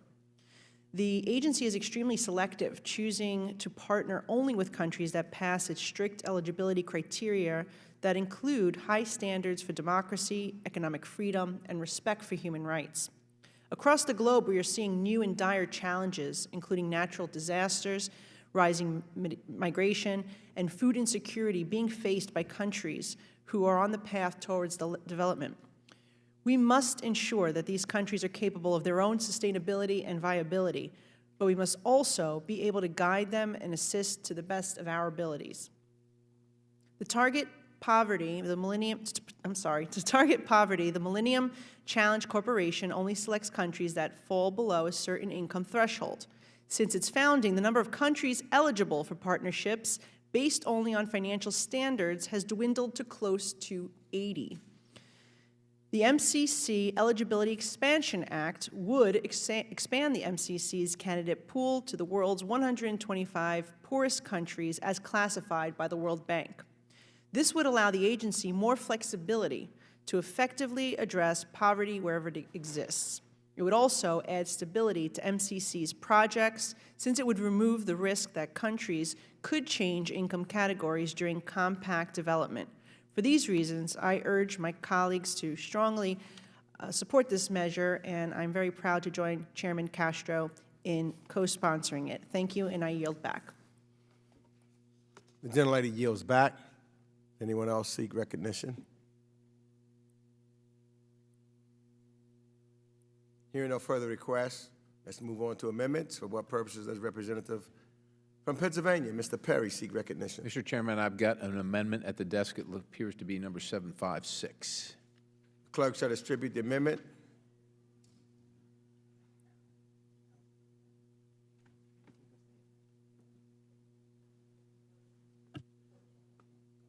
Chairman, I reserve a point of order. Point of order is reserved.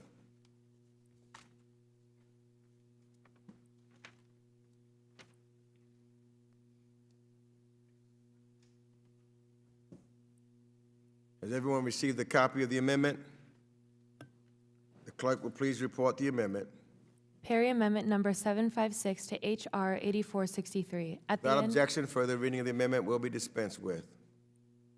Representative from Pennsylvania, Mr. Perry is now recognized for 5 minutes in support of his amendment. Thank you, Mr. Chairman. This is a non-controversial amendment that simply adds a report no later than 180 days after enactment of this act from the CEO of the Millennium Challenge Corporation detailing all known and suspected instances of corporation projects impacted by Chinese Communist Party, CCP, malign influence, and any strategy by the corporation to address instances of CCP malign influence. Just this morning, the Asia-Pacific Subcommittee held a hearing on gray zone coercion in the Indo-Pacific. As we all know, China has no shortage of tools in their toolbox, from the aggression in the South China Sea to Confucius Institutes wielding influences at colleges around the world. This amendment will help inform Congress as we oversee the Millennium Challenge Corporation and, more importantly, continue to fight back against the CCP's malign influence around the world, and specifically where the Millennium Challenge Corporation is working. With that, I urge adoption and yield the balance. Gentleman yields the balance of his time. Seek recognition, Chairman. Gentleman is recognized. This legislation is about expanding the pot of countries eligible for MCC partnership, so it has nothing to do with China or the CCP. As such, the amendment introduces a new subject matter untethered from the rest of the bill, and the amendment should not be considered in order. I yield back. Chair is prepared to rule. The amendment is not germane. The legislation is about changing eligibility rules for the Millennium Challenge Corporation. It's not about China, the CCP, or malign influence. Important topics they are, but the topic at hand they are not. Because the amendment introduces a new subject, not an issue in this legislation, the amendment is not germane. Are there any other amendments? Mr. Chairman, I've got an amendment at desk number 757. Clerk shall distribute the amendment.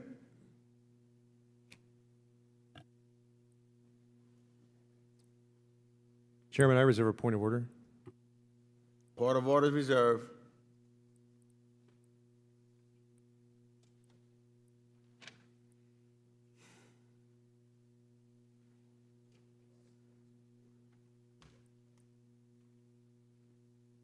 Clerk, please report the amendment.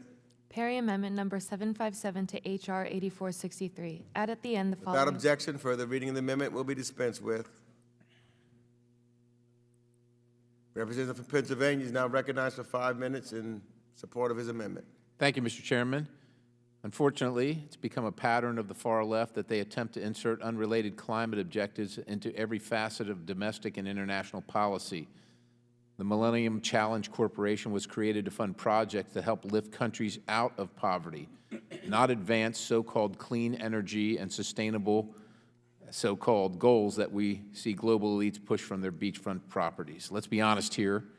Solar power and electric vehicles aren't really clean and sustainable goals, are really just socialism with new branding. Just look at the solar industry.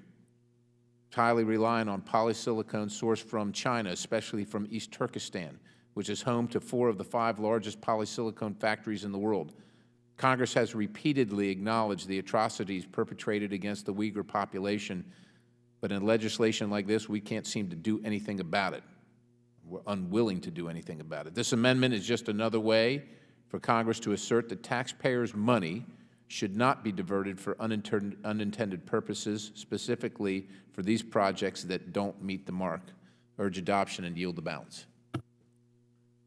Gentleman yields back the balance of his time. And Chair, I'd like to be recognized. What purpose does the gentleman wish to be recognized? I'll argue against the amendment. The Perry Amendment includes funding prohibitions on carrying out an executive order that has mandates far beyond this committee's jurisdiction, including for the Secretary of Interior, the Secretary of Defense, and the Secretary of Commerce. And the amendment is a violation of Rule 10 of the House of Representatives. I yield back. With the gentleman addressing his point of order? Yes. The chair is prepared to rule. This amendment references an executive order which includes many directives far outside the committee's jurisdiction. As such, it's a violation of Rule 10 of the House of Representatives. The point of order is sustained and the amendment fails. Are there any other amendments? The question is to report 8463 with the recommendation that the bill do pass. We're going to take a vote by voice. All members unmute your microphones. All those in favor say aye. Aye. All opposed, no. In the opinion of the chair, the ayes have it, and without objection, the motion to reconsider is laid upon the table. Mr. Chairman, I request a recorded vote.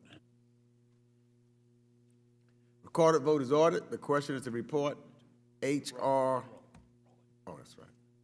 And we will roll the vote until tomorrow, and we'll, as indicated to other members, we will then take all recorded votes.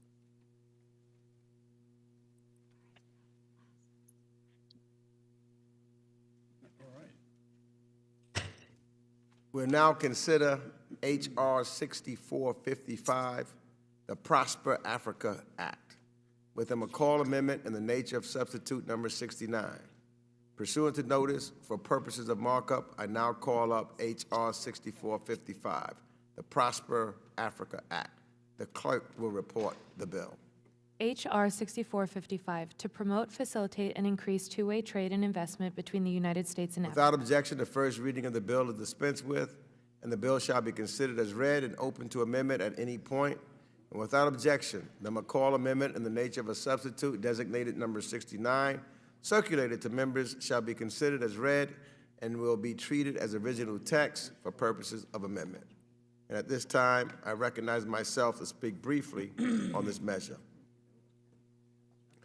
For the United States to remain a trusted and preferred partner in Africa, U.S. policy toward Africa must include a comprehensive vision to increase and sustain economic engagement and investment throughout the continent.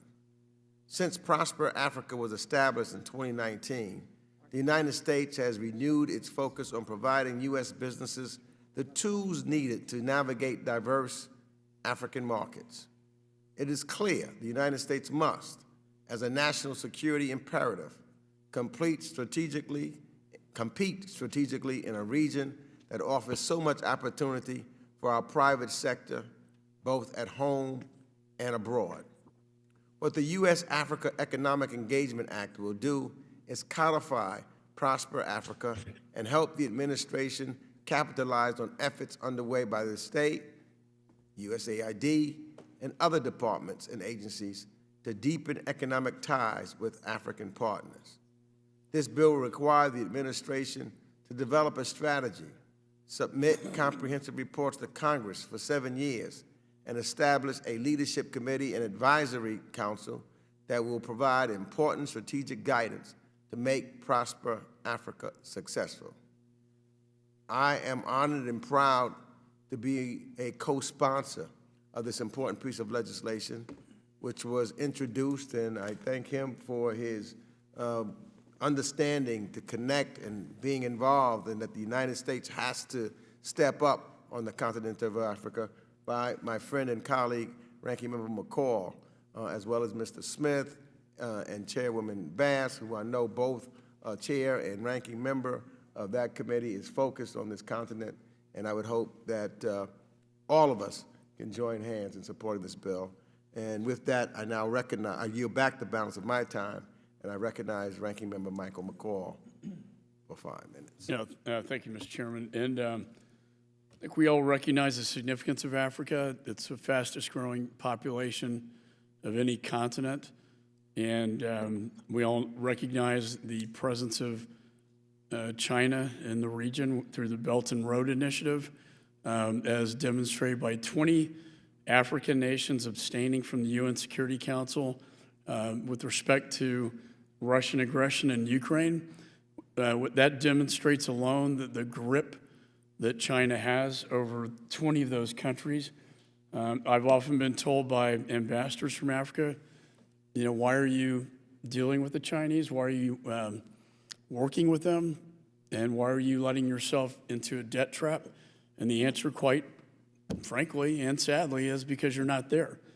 And you know how important the continent is. You've been there many times, as have I. We've got to compete and be on the field if we're going to beat China at its game. And if we can, again, help the African people liberate themselves from, the tyranny of communist China and be more advanced in the values of the United States of America. So I want to thank you for your support on this. And I look forward to taking a trip over there with you, and hopefully many members on the committee soon. And I look forward to its passage. I yield back. Any further requests to speak? Hearing no further requests, let's move on to amendments. Representative Perry. Mr. Chairman, I got an amendment at the desk number 758. Clerk shall distribute the amendment.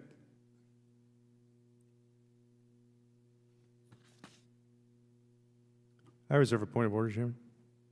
Point of order is reserved.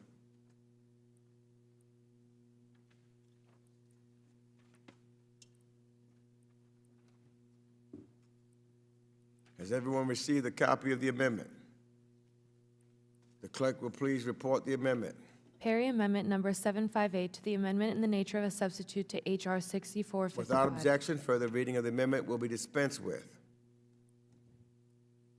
I now recognize the gentleman from Pennsylvania for 5 minutes to speak on his amendment. Thank you, Mr. Chairman. This amendment highlights the impact of regressive social policies of the far-left environmentalists on developing nations. For the uninitiated, many African nations are unable to provide electricity to most of their citizens in part because Western institutions and states typically tie development assistance to the use of inefficient alternative energy resources, the inputs of which are largely sourced from China or which are otherwise included in Chinese supply chains. Here's a case in point. The United Nations Development Program, the UNDP, which has done a lot of work in Africa, has a whole feature article on their webpage entitled Breaking Up with Fossil Fuels, arguing that it's time for governments and markets to design their leaving strategies. The COVID-19 pandemic has opened a door for policymakers to act now to prevent the catastrophic and unequal consequences of climate change. Phasing out fossil fuels and taxing carbon will spur growth and innovation. Easy for them to say. Of course, the UNDP might as well be serving as a promoter of the genocidal CCP's bottom line. This amendment ensures that any assistance from international financial institutions or IFIs cannot be designated for any renewable energy project that utilizes Chinese supply chains. Chinese supply chains, that's it. It should be a no-brainer. No one on this committee should be on the side of supporting Chinese slave labor. This amendment, in observance of the left's ridiculous war on affordable energy, also instructs our executive directors at each IFI to oppose any ban against funding fossil fuel projects. It might be other projects. Maybe the fossil fuel one makes it, maybe it doesn't, but it shouldn't be an outright ban on them just because they exist. So long as Western countries and organizations focus on imposing a net zero vision on countries struggling to obtain even intermittent access to electricity, they will never enable these countries to confront ongoing and future national challenges in a manner that serves their national priorities. To be clear, it is immoral to export these regressive policies to low-income countries who should be free to develop their natural resources and give their citizens access to an electric grid and a better life. And these countries also shouldn't be condemned to use inefficient and costly renewable energy resources sourced with slave labor that they oppose. Numerous African nations, including Angola and Nigeria, are world leaders in oil production and have enormous amounts of coal deposits in their very own country. However, the West continues to maintain with zero shame for their hypocrisy and imposition of double standards that those countries shouldn't be able to develop as Western nations were able to do. We just ensure that they're going to remain in poverty so we can feel good about it. In the meantime, millions of people in low-income countries have to resort to very basic means, including burning firewood to stay warm. The March 2021 UNDP article even conceded that despite the UN's awe-inspiring work in furnishing solar cookers, which are made with the help of CCP slave labor, Demand for firewood in areas like East Sudan is still very high, as it is more reliable, as it is a more reliable energy source than what the UNDP are providing for the local refugee and Sudanese population. What's critically important to remember here is that there is no one-size-fits-all approach to every nation, which should come down from Western nations imposing their will on them. That may offend the paternalistic and colonialist sensibilities of some of my colleagues on the other side of the aisle, but it's true. Let nations develop according to what's best for their citizens, by their governments, and by them. For total rejection of imperialist green energy mindset shared by the far-left neo-Marxist climate advocates, I urge adoption of this amendment, and I yield the balance. Gentleman yields the balance. Chairman, I'd like to speak on my point of order. Gentleman is recognized. This amendment is outside the scope of the jurisdiction of the Committee on Foreign Affairs because international financial institutions are under the jurisdiction of the Committee on Financial Services. While I share Mr. Perry's wish that international financial institutions be under our committee's jurisdiction, unfortunately, they remain firmly within the jurisdiction of financial services. Given Rule 10 of the House, we cannot consider this amendment. Chair is prepared to rule. Gentleman is correct. This amendment directs the Secretary of Treasury to take action pertaining to international financial institutions and is therefore squarely within the jurisdiction of the Financial Services Committee. We cannot consider this amendment under Rules 10 of the House of Representatives. We're now going to take a vote by voice on the McCall Amendment in the nature of a substitute designated number 69 to H.R. 6455, the Prospect Africa Act. The question now is on McCall Amendment in the nature of a substitute designated number 69.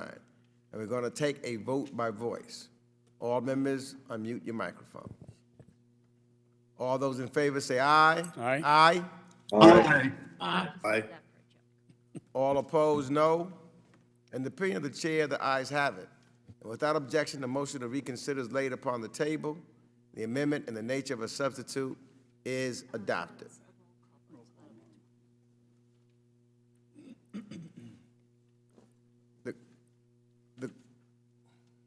The question is to report H.R. 6455, Prosper Africa Act, as amended, with a recommendation that the bill do pass as amended. Again, we're going to take a voice vote. All members, unmute your microphones. All those in favor say aye. Aye. Aye. Aye. All opposed, no. In the opinion of the chair, the ayes have it. And without objection, the motion to reconsider is laid upon the table, and the measure is ordered favorably reported as amended. We're going to vote. Oh, yeah, we're going to do that. That's tomorrow. At this particular time, the committee will go into recess, and we will resume tomorrow morning at 9 a.m. for all recorded votes. This markup is now in recess.